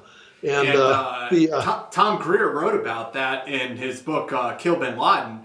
He was like, our original plan was to come from the Pakistani side, get on O2 bottles because we're at high altitude, and then come downhill. And instead, they changed it up on them and made them assault uphill. Oh, it was yeah, it was bad. The guys had to fight uphill, and the enemy had great fields of fire, and they had little range stakes out. It was something right out of an old British Zulu movie. They put range stakes out, and so the Dishkas and the PKMs could figure out where you were and take appropriate action against you. It was terrible, but it was a disorganized mess. I'll give you an example. So we fly up to Bagram from Kabul. The chief brings me along because he's gonna set me there. He's already decided that he's gonna do all the things I described with the helicopter and then later on, of course, the fixed wing aircraft. So he brings me up, and we're going to go to the final pre-execution briefing on Exercise Anaconda. Yeah, that was the name of on the title slide, Exercise Anaconda. And I'm sitting back in the peanut gallery of this teeny briefing room in the TOC, and I'm working on like 2 hours sleep and an overdose of Skittles and sugar and jalapeno cheese and maybe a little bit of hate and things like that. So I jump up and I go, exercise? What the F are you? This is not NTC. This is an operation. This is real world. And the chief turns around because he's sitting next to General Hagenbach, and Hagenbach just looks like, like he wants me to go out and do, burpees till the end of time. And the chief of staff was pissed because that was his slide. But the chief turns around and looks at me and says, inside voice, Ron, inside voice. And so I sit down and kind of go, oh. But some of the people sitting next to me goes, yeah, we've been trying to get them to think like that or to change. What it indicated to me and what I saw throughout the entire briefing of the phase lines and the execution and the avenues approach, this was all like we're going to go against the op forward. Oh, gee, that didn't work. Okay, guys, timeout, reset. Everybody, let's recharge the miles gear and let's move out. It was atrocious. And so anyways, it was just bad. It was bad. So it was, I saw troops as I'm driving back and forth to the ramp to brief the air crews, because sometimes we'd fly daytime, nighttime missions and try to keep them going. They never said, oh, we got crew rest. They weren't Air Force guys. But I saw like companies of soldiers, marching out with their rucks and their weapons and everything like that. And then they basically all do the paratrooper squat. They all sit back in rows and files and sit back on their rucks and wait. And they're still there a couple hours later waiting. Now remember, this is wintertime in Afghanistan. It's not a balmy 70 degrees outside. It's butt-ass cold, and they're sitting on the ground. And then a couple hours later, okay, let's grab your stuff. Let's all go back. And they all go back to their billeting, their GP medium tents, the group tents that they had. And it was like nobody knew what was going on. And one of the units on the ground calls for fires, for supporting fires. And we didn't have any tube artillery, any indirect fire capability, mortars or anything like that. It was aircraft. And I think we had some Hellfires on the one Predator that the Air Force had graciously provided. And there's a method, there's a tried and true method to do deconfliction of fire so you don't have a friendly fire incident with indirect fires and things like that. So it was basically yell around the talk to get clearance to fires. It was like everything stopped. Hey, we're going to fire at this grid. Anybody got anybody there? No, and all around the talk, all these different task force Dagger and task force Bowie reps would all jump in and say, "Oh no, we don't. Oh, we got a guy's 100 meters from there," and it was just, wow, extraordinarily frustrating to see, so many missed opportunities. I mean, Gary Bernstein talked about the missed opportunity in Tora Bora when he asked for a Ranger bat or two to come up and assist and basically plug the squirt lines going into Pakistan. Again, there was another missed opportunity here as well in Anaconda.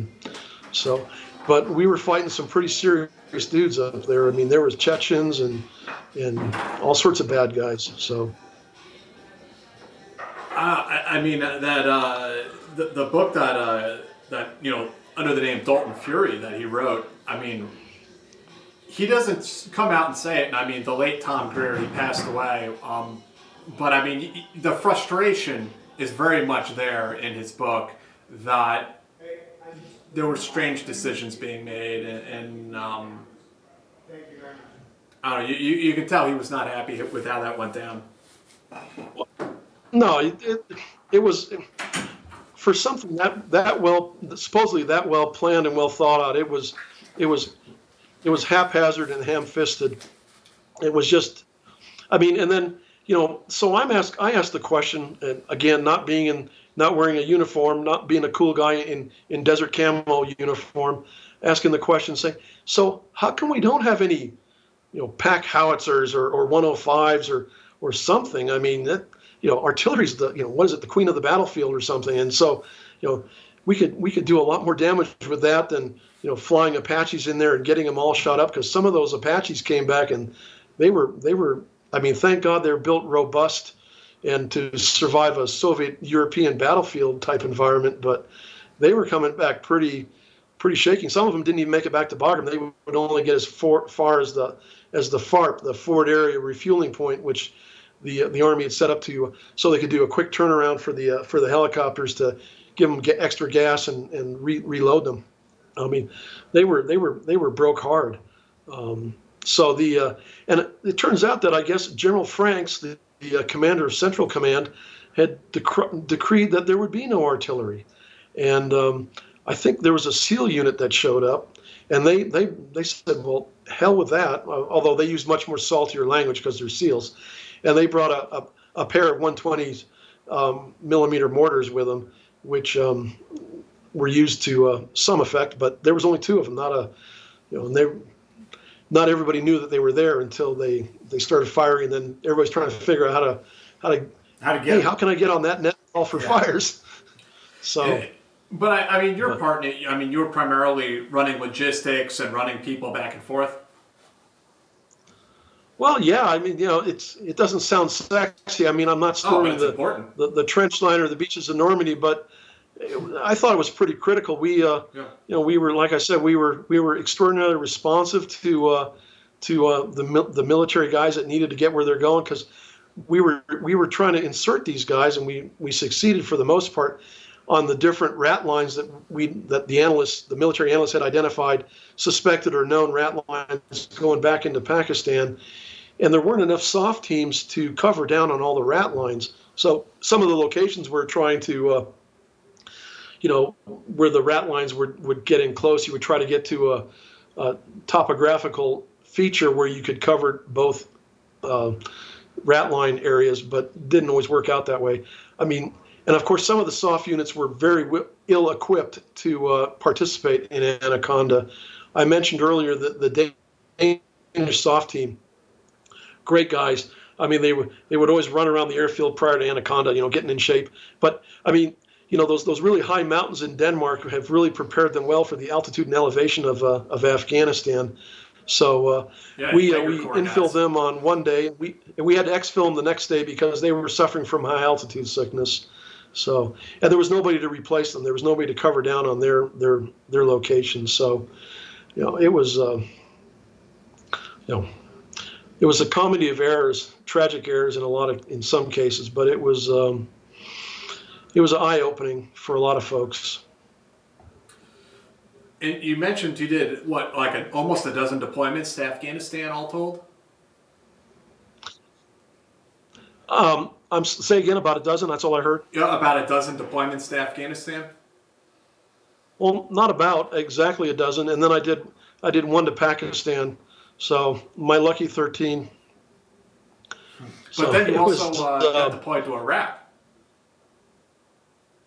And I 3 deployments to Iraq. My first one right after we took over Baghdad, and then two ones follow up in pretty rapid succession. And of course, then 2 to the PI and a couple to the Gulf for other things, and then 1 to the Balkans to hunt PIFWICs, another great acronym.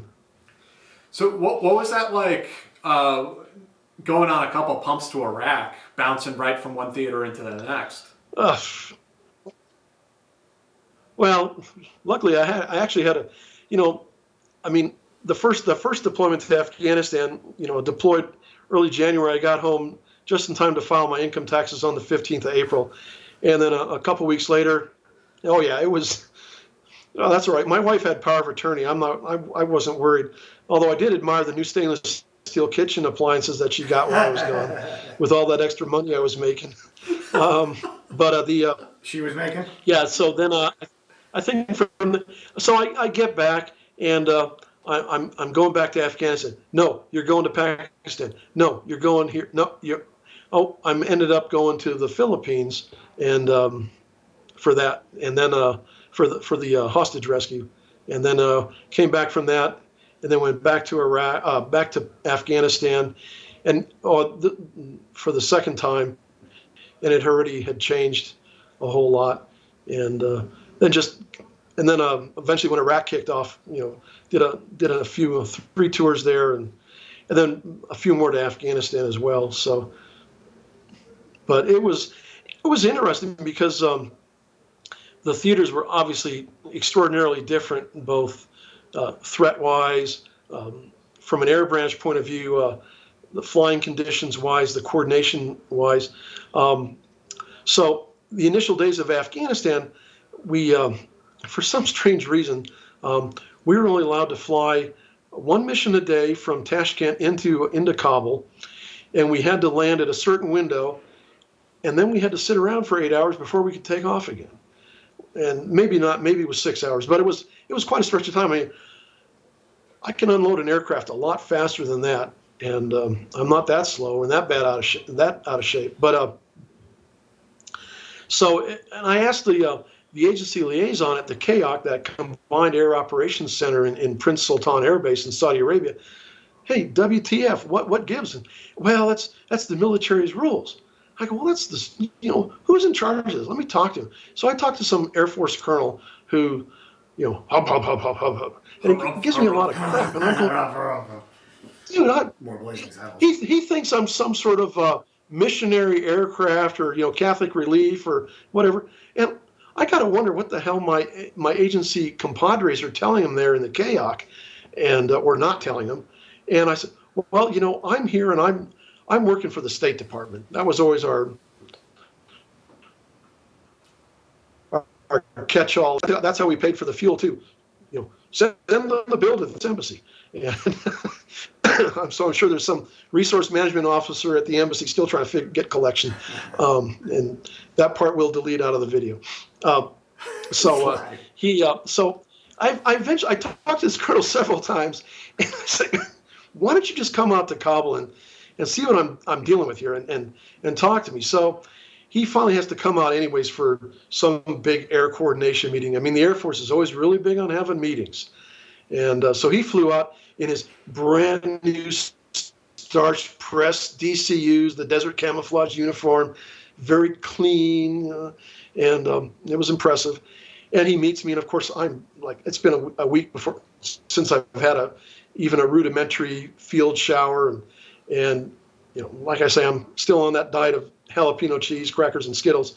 And he starts, and he sees I got the helicopter there, and it's in one of those little Afghan mud brick revetment thingies that's eroding before my very eyes, and my fixed wing aircraft parked a little further down the ramp, and he says, "Wow, this is I didn't realize it was all this." I go, "All right, well, here's a non-disclosure agreement," and he read it. I didn't have him sign it. It was just for dramatic effect because I wanted to make him part of the team. I wanted to recruit him, if you will, and so I said, "Here's who I really am. Here's what we're really doing," and let my people go. Let my airplanes go, please. And he says, "Oh, geez, why didn't whatever the people's name was back in the KI, why didn't they just tell me this?" I don't know. They probably like to have everything over spookified and hide it behind triple green doors and so the next day when we had missions, easy squeezy. It was like, "Oh, thank you." So it was we were much more responsive to our guys out in the forward deployed areas like Orkney and Shkin and up to Abad and out where Chapman and Coast and down in Gardez and things like that. So it was suddenly everybody's going like, "Wow, somebody turned the faucet on." I go, yeah, don't thank me, just send me cards and letters. But it was all good. So everybody, it worked out. But it was like 2-3 weeks of pulling hen's teeth. It was agony. We need to get some of those questions real quick. Okay. But I'm sorry, but in Iraq, we were based out of Kuwait City. So I said, well, let's bring the stuff up to Baghdad because we're wasting like 2 hours of flight time just getting to Baghdad. Well, we can't do that because we can't fly past this longitudinal this geographic line, this longitudinal line here. And I go, why? And they go, well, that's what the Army or the Air Force says, we can't fly past that. I go, so I finally tracked down some Air Force dude. I says, what's up with that? He says, oh, that was during the initial phases of the war when we were trying to, so we could deconflict aircraft because we, the AWACS and the J-stars and yada yada. But that's all OBE. I mean, we own the airspace now. So I explained this back to my counterpart down in Kuwait City, who's, I'm not letting my aircraft go. They can't get dirty. We live in 5-star hotels here in Kuwait City. No, you can't go to Baghdad. And the air crews wanted to come because they wanted to go where the mission was. They wanted to fly. Mm-hmm. So finally, the headquarters had to send the aircraft to Baghdad. So he was, my counterpart in Kuwait City wasn't happy, but that's okay. Ron, he was leaving Air Branch anyways. The other thing I wanted to ask you, and I mean the question keeps coming up, and I think you wanted to weigh in on it too, is that you had some visibility on the search and the hunt for Bowe Bergdahl. Oh yeah, that was that was in the 2010, 9, I can't remember, but it was one of my.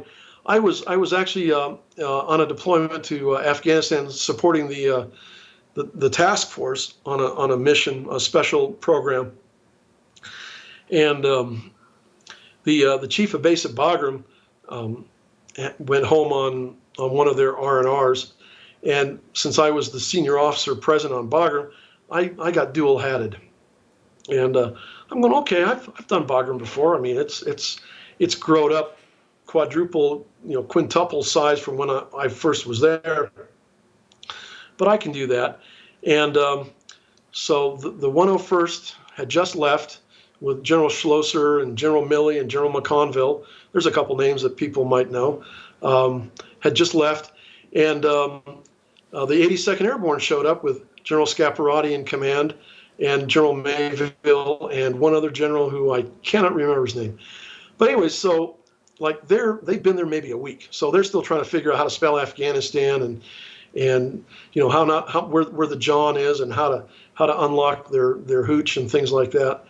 Their quarters, not their drinking hooch there, Dave. So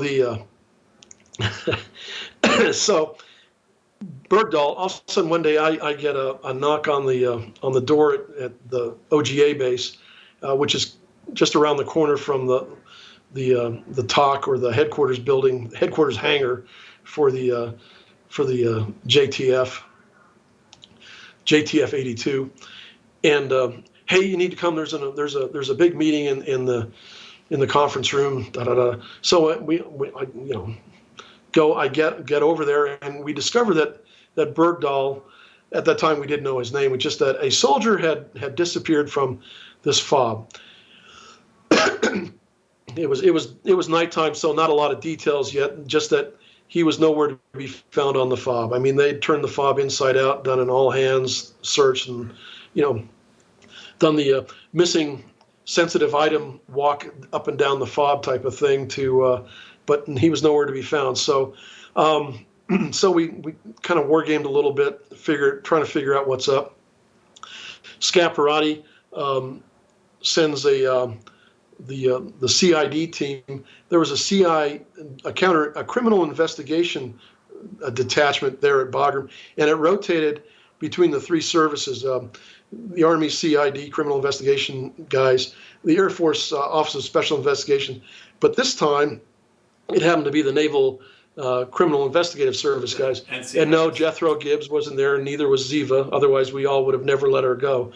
But anyway, so they send them down the first thing screaming the next morning, and they come back a day or two later with their report, and they brief us on it. And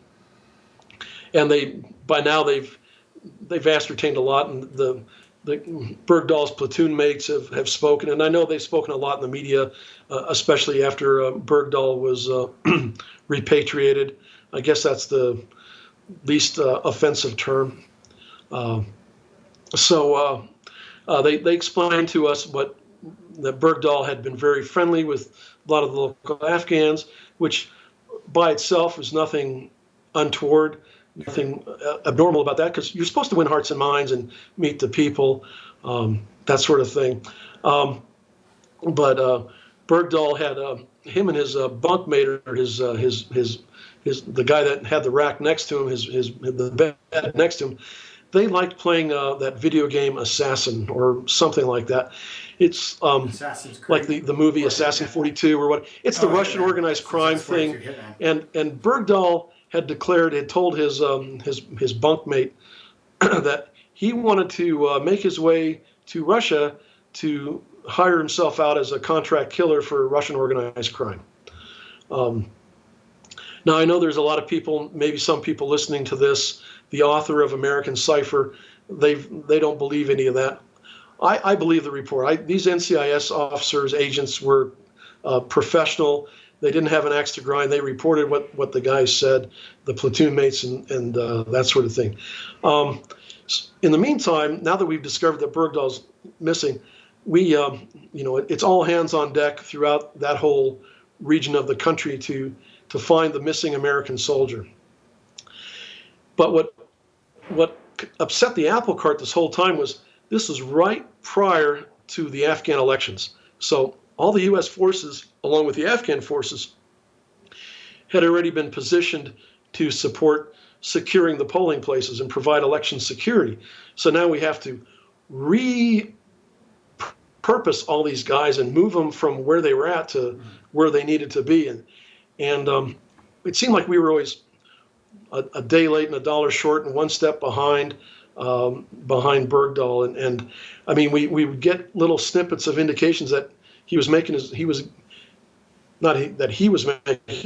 way to Pakistan, but that his way was being made to Pakistan. He was being escorted by the tour group, to the Haqqani tour group, to Pakistan. So there was, and I don't have any details about the units that engaged with the enemy and lost soldiers hunting for him, and I feel terrible about that. But I mean, this is from my optic, where I was sitting up there, and these people were trying to manage this whole effort, as well as still trying to provide security for the election, because it was, I mean, the soldier was important, but the stability of Afghanistan was also a major point. Now, complicating all this, and there's always, as you say in your book, the truth is complicated and reality is complicated. There's lots of layers to this. Stan McChrystal had just showed up literally a few days before all this began, or maybe right as it was happening, to be overall as the in new charge four-star of, in charge of ISAF. or not ISAF, but Mhm. the Afghan military effort. Right.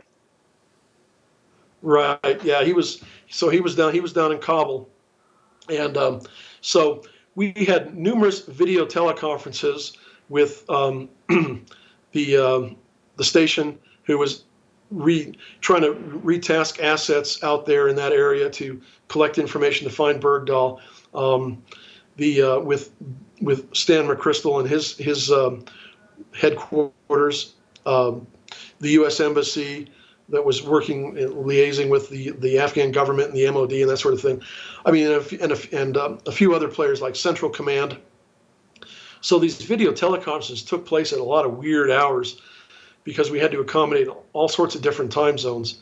But I remember one when it was like a day or two before it was confirmed that Bergdahl was definitely in Pakistan and definitely in Miram Shah and in the warm embrace of the Haqqani network. We suspected that's where they were going, but we couldn't figure out where to block their movement because they knew, these guys know the area a whole lot better than we did. So, and McChrystal was extraordinarily agitated, and standing behind him was General Rodriguez, who was just retired as the four-star in charge of Africa Command a few years back, but he was there as well. And McChrystal was, I mean, he was like, and the other, before I get to what he said and get everybody all upset, the other two more important players on this video were Ambassador Ann Patterson from Pakistan and in Islamabad, and her country team right there, and then of course General Petraeus at Central Command. So, I mean, it was rarefied air. And there's Scaparrotti, a brand new two-star, and he doesn't know half these players. I mean, he knows Petraeus and McChrystal, obviously, but he doesn't know the Pakistan country team. So he has me sit right over his left shoulder, just out of that VTC camera angle, so nobody can see me. And I'm whispering in his ear when he has the mute button pushed, because my voice does carry occasionally, that who all the players are, so he knows. And I give him a quick 3-second, 3-sentence, biography synopsis. Good person, bad person. Snake in the grass. Watch your six. Be careful. I mean, because I'm the chief of base, the acting chief of base there at Bagram. He's the guy I'm supporting as the chief of base, and I'm trying to do right by him because I don't want him to get screwed up. Right. So McChrystal erupts when we're talking about that we think Bergdahl's about to go across the border into Pakistan. He says he's an American soldier. I'm getting ready to send companies of soldiers into Pakistan to retrieve our soldier. And Patterson, the ambassador, she was already pretty pale in the video, but I think she turned another shade paler. And she said, absolutely not. You will not invade Pakistan. You give us the coordinates and we'll let the Pakistani army handle it. And that goes into a whole nother story about how the U.S. Embassy and the station in Islamabad, somehow we're addicted to Pakistan, and they mainline Pakistani crap all the time. Sorry, that's my op-ed on Pakistan. And how long was this after Bergdahl was captured that this meeting took place? McChrystal hits the roof because it looks like Bergdahl's about to disappear into Pakistan. It was about from the time he disappeared to the time he was a week, 5 days. I'm trying to remember. Obviously most of my notes are still locked in a safe somewhere, but and the whole time this is going on, there's Petraeus sitting on the video eating this large chef's salad with this Cheshire cat grin going on his face. And he's going, there, Stan, calm down. It's okay, Madam Ambassador. We won't do any of that stuff. I'm going, oh my, it was remarkable to see the interplay at that level of government. I'm going, God, give me a couple of gunny sergeants and a couple of sergeants major, and I think we could solve this in a heartbeat. But never mind. I just work here, bro. Yeah. Yeah, I did too. But yeah, I mean, Scap always appreciated that, and when he was getting ready to go back to Afghanistan as a 3-star, and I was as I was the director's representative at the PAC-Afghan coordination cell for the chairman there at the Pentagon. He came by for an orientation and all that general officer, the reach around stuff that staffs do to make general officers feel good and what all. And I'm way back in the room, and he sort of, and Scaparrotti, if you've ever, he's not a tall gentleman. I mean, he's a paratrooper short kind of guy, but he leans way around the conference room table so he can look at the people. He goes, "Hey, Ron, there you are. Why are you sitting all the way back there? Get up here. Hey, everybody, I trust this guy. This guy knows what he's talking about." I'm going, "Oh God, I got to work with all these people. Scap, don't do that to me." But it was good. It was a good deal.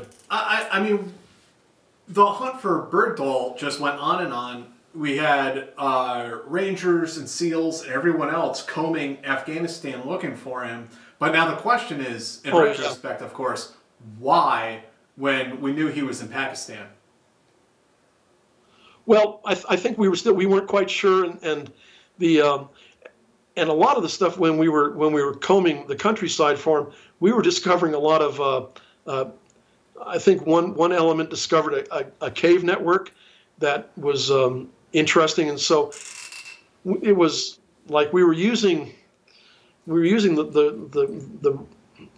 of hunting for Bergdahl or trying to retrieve him, and we were finding other things. There were branches and sequels to this thing. So we were discovering other things, but at the same time, remember, again, there was also the election security. So a lot of the stuff all folded into one another. It almost became indistinguishable. Are we hunting Bergdahl? Are we providing election security? Are we hunting bad guy Taliban or Al Qaeda dudes or what? So it was always kind of a Johnny Catch-all. Yeah, and I mean, I ask these questions, because I've talked to JSOC personnel and so forth, who have told me that they were putting on the con op that they were going after Bowe Bergdahl, knowing full well that the operation had nothing to do with Bergdahl. It was just a way to get the con op approved so they could go and do missions. Right. And, okay, well, you're going to go do ops, you're going to go hunt down some bad guys, I got it. But this becomes a problem when you have these dudes who were either killed or injured on these operations, and in their mind, they think that they were on a mission to recover Bowe Bergdahl, when really that had nothing to do with why they were out there. Yeah, I even though I was assigned to the task force for that special project, I was spending most of my time with the 82nd guys by this time, and my deputy was doing that stuff with the task force, and they didn't coordinate any of that stuff with us. That was in their own little stovepipe element. They were doing that themselves. So, as well as the guys on the conventional military guys doing their own thing, the 425 based out of Salerno, they were doing their own thing as well. So, and did you have any involvement in later on in trying to locate him and find him, and eventually when we did get him back? Well, I mean, once we determined he was in the Haqqanis, we figured he was somewhere in the greater Miram Shah area. I mean, they pretty much own that area, so but we never figured out what building or anything like that. And yeah, it was as much as we would have loved to have gone in, and I think we could have. I mean, this is Ron's personal opinion. We maybe a battalion of very hungry infantrymen augmented by a whole bunch of Rangers and maybe a few SEALs, just so we can pretend we're inter-service correct, and go in and somebody's got to write the book. We could have leveled Miram Shah, and unfortunately because I've been to Miram Shah, and the Haqqani compounds and the Pac Mill compound are pretty much. I mean, the only thing. The airfield sort of divides them two, and they sort of touch each other in all sorts of spots in and around Miram Shah. So it was, Miram Shah was that was an interesting time on the ground there. It was if you had given me some Kingsford briquettes, I would have made all sorts of great diamonds. The pucker factor was extraordinary, because I'm looking at the people that aren't wearing pack mill uniforms, looking at us from 100 meters away, and I don't know that they're Haqqani. It's not like they're wearing HKN jerseys or something like that, but I mean, they sure weren't looking friendly. Like, hey, it's a great American. He's got chocolate to give me. They look like they wanted if daggers were coming out. So it was the pucker factor was hard, because I'm in Pakistan and I'm at the mercy of Pakistan military for my security. I don't even so much as have a handgun, and so it was So I think we could have done some, but again, then the risk adverse nature of a lot of the military planners comes in. Determine the actual building that Bergdahl's in, instead of just going in and cordoning off the entire large compounded area, and just start going building to building. It would have involved a lot of forces, and the pack mill would have screamed bloody murder, but they probably would have just stayed in lager for the most part after we schwacked a couple dozen of them. I mean, did you guys? You're aware, Jack, of a. Could have done that. I'm sorry, I talked over you. I mean, did you have actionable intel that you were pretty certain where Bergdahl was, that you think they could have executed a rescue mission? Not really. Trying to get actionable intel on anything inside and about the Haqqani network was pretty near impossible. The only time we got anything actionable on them was when they crossed the border, and they had to reach out to local assets that we were able to infiltrate or listen in on or detect. So it was, but inside Miram Shah, they were golden. We need to get to some of these super chats. They've been waiting for a while. So real quick, we're gonna roll it back a little bit to what you're talking about earlier about the DIA. Andrew asked, I have heard criticism of the DIA claiming that the organization is dysfunctional. In your opinion, is that a fair criticism, and can you comment as to why? Who thinks DIA is dysfunctional? One of our viewers doesn't think, he's just heard that the DIA is dysfunctional. Well, the joke that what DIA really stands for is do it again and again and again and again. A lot of great Americans work there. Don't get me wrong, but if you look at the history of DIA, it was created by Robert McNamara back in the '60s to streamline and make military intelligence from all the services more joint and reduce costs and all the usual McNamara type of things. Obviously, the services never gave up their own organic intelligence things. So DI has always been a little bit of an organization in search of a greater mission. I can only speak really to the human collection part.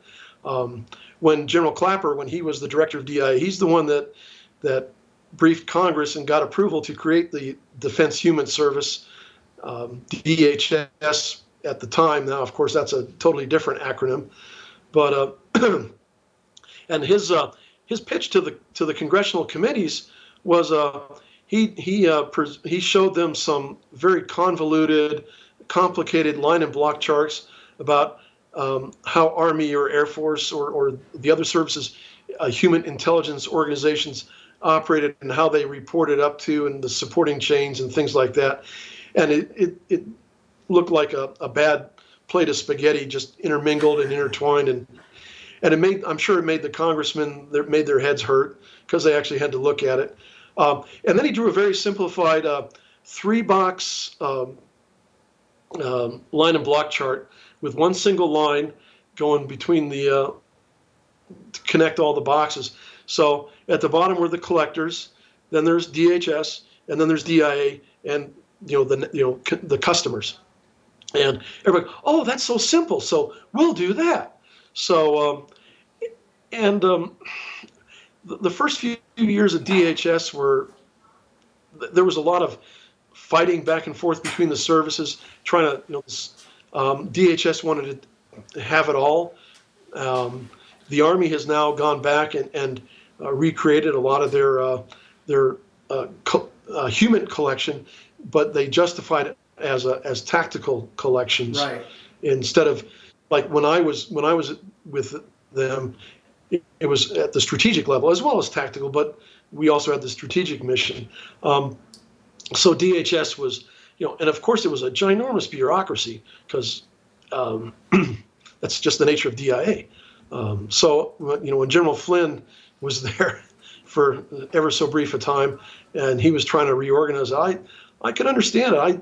I've seen it from at least just my little sliver of the world, that it was, I don't want to say dysfunctional, but it was, it wasn't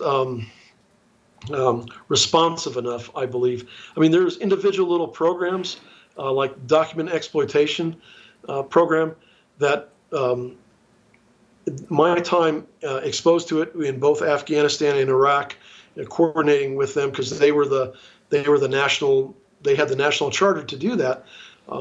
They seemed to be very responsive and capable, and they had good resources, good funding, good people working for them. But the analytical part, I always kind of wonder, what do you add why are you writing a report on Russian naval buildup that O&I can't do better? In fact, you probably plagiarized the O&I report. In fact, I will tell you this, that a lot of the hard copy DIA products that I saw before everything became electronic was they would slap on a DIA cover sheet.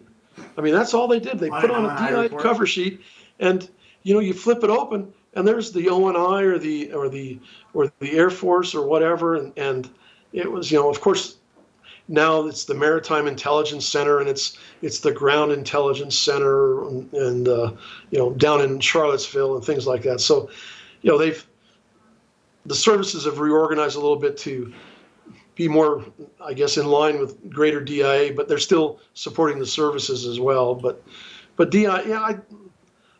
So your viewer who asked the question, yeah, it wouldn't be my first choice if I wanted to go work for one of the 17 intel organizations out there.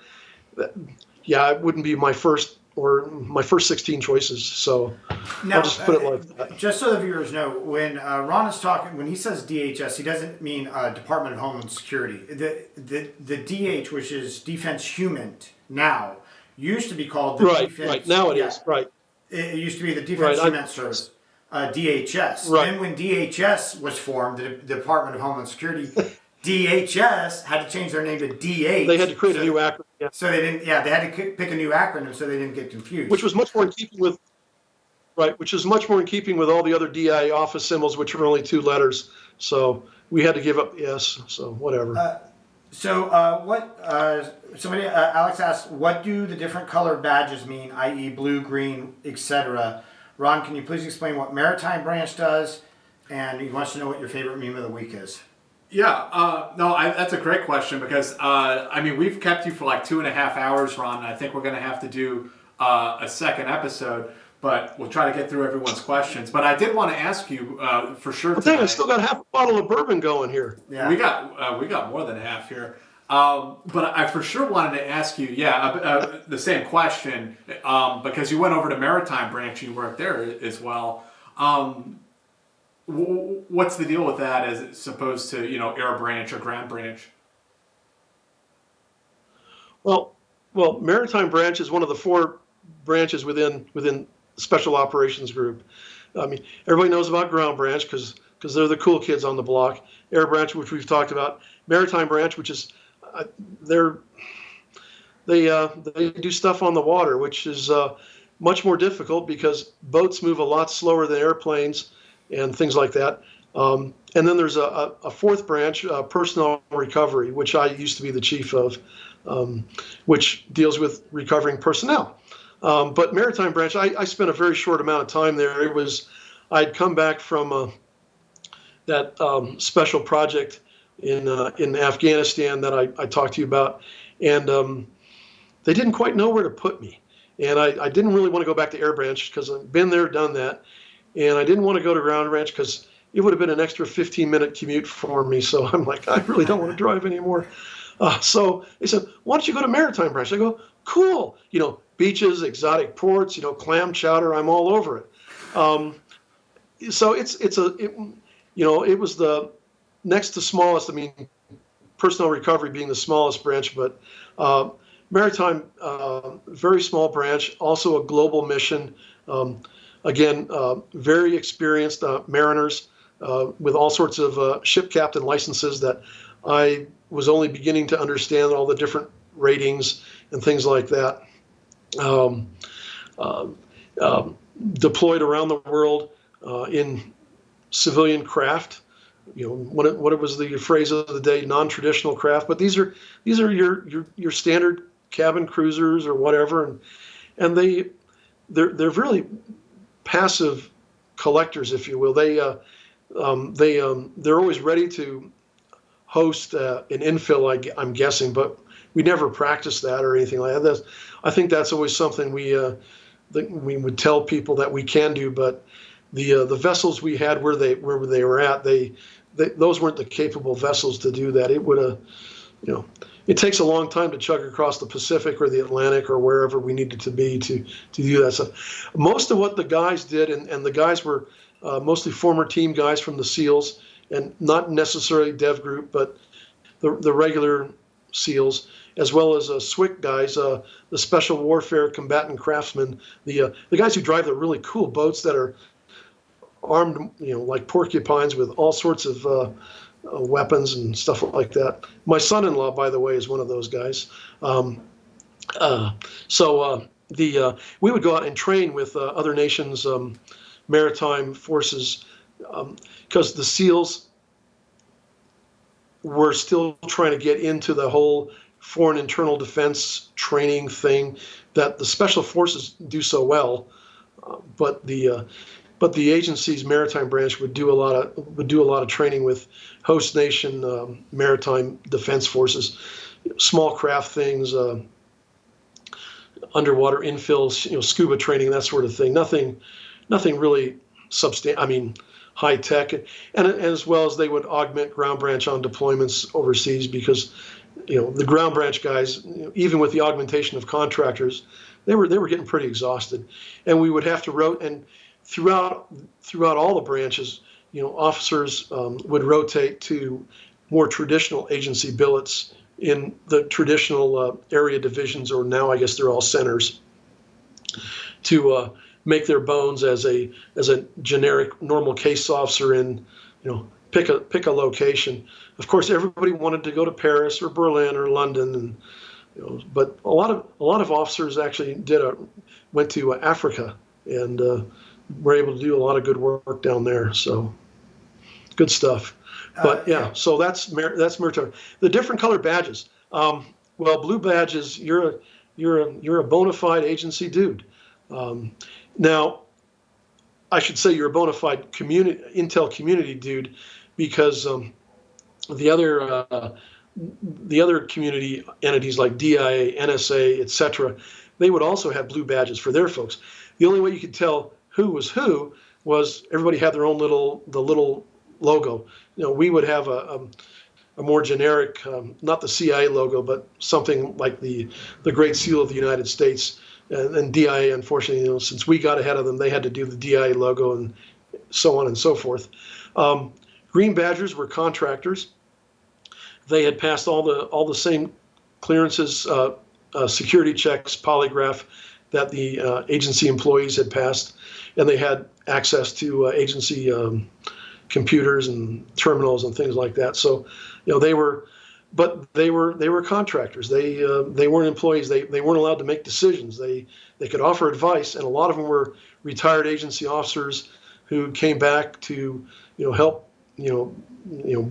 bridge generational gaps and keep that experience alive. Brown badgers were liaison officers from other organizations, like JSOC and things like that. These guys would have brown badges. They would have limited access to the computers and things like that. I think there was yellow badges too, and that was the cleaning crew and things like that. They didn't have any clearances, but they did. Ron, one but thing I've been told, tell me if you agree or disagree, is that the Green Badgers make more money, but the Blue Badgers have all the clout, and that this creates some friction. Yeah, a butt ton of friction.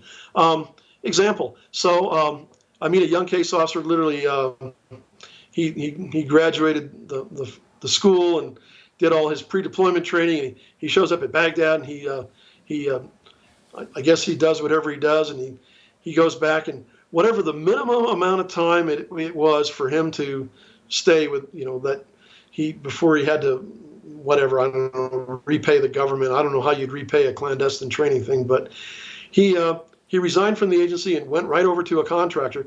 So I saw him again a couple years later as a Green Badger. Now again, this guy has one tour under his belt.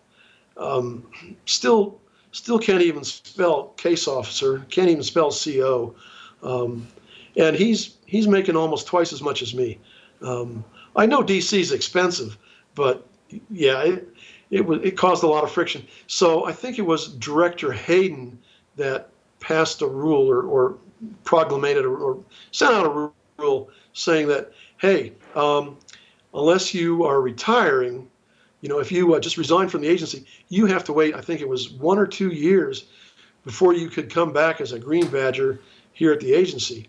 So that sort of dimmed a lot of people's, buying the mini Mac mansions up in McLean or something like that. They, people suddenly realize that you've made a commitment here to us. You got to stick around for a little bit. Another question, did Ron get to fly any more antique aircraft, PBYs, question mark? PBYs? Oh, Catalina? No, I never got to fly one of those. But I use the word antique aircraft as a very respectful homage to a very special type airplane and with a special history that's been flown by within the Air Branch Air America family, flown by some very special people that are giants among us or among them, and so it was. No, I mean, most of the aircraft are. You can go out to any civilian airport and you can look at any Cessna or Piper or Beechcraft type aircraft and go, yeah, those are the kind of aircraft that would be flown by us, and they don't look any different on the outside than any other aircraft, and even on the inside. Because we would have foreign customs inspectors get in the aircraft and look, and there was, that was nothing untoward, nothing secret. It's just a freaking airplane, people. Cypher. It's the people that fly and that use it as transport that make it special. Cypher, thank you very much for the donation. Really appreciate it. I'm glad you're enjoying the show. Awareness with Chris. CIA favorite sidearm, primary weapon, unconventional, i.e. explosives, special grenade, and gears. Thanks. Are there if you can talk about it, are there like CIA specifics that are favorites amongst them? Like if you're playing the video game and it's like the CIA loadout kit, does that exist? Yeah. That's funny. Yeah, as many people that wear Kevlar and loadout kits, there's that many versions of it. I mean, the agency issues Glocks.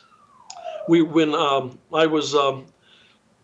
transitioned from the Browning high power when I was there, and I not one of my favorite weapons, but the Glock, simple, easy to clean, easy to use. You guys carried even a chimp can operate it. I'm sorry? You carried BHPs early on? The Browning high powers. The BHPs? Yeah, Browning high power. We used to, yeah. I mean, that's yeah. weird. And I think in some cases, and then of course we were issued M4s, generic M4s. Not only the ground branchers got them all tricked out. Although funny, because there was a guy in CTC who tried to recreate using our friends down in Blackwater in their training environment to turn some of the CTC officers into ground branch light, as we called them. And so there was a big tussle because ground branch is the weapons custodian for the agency.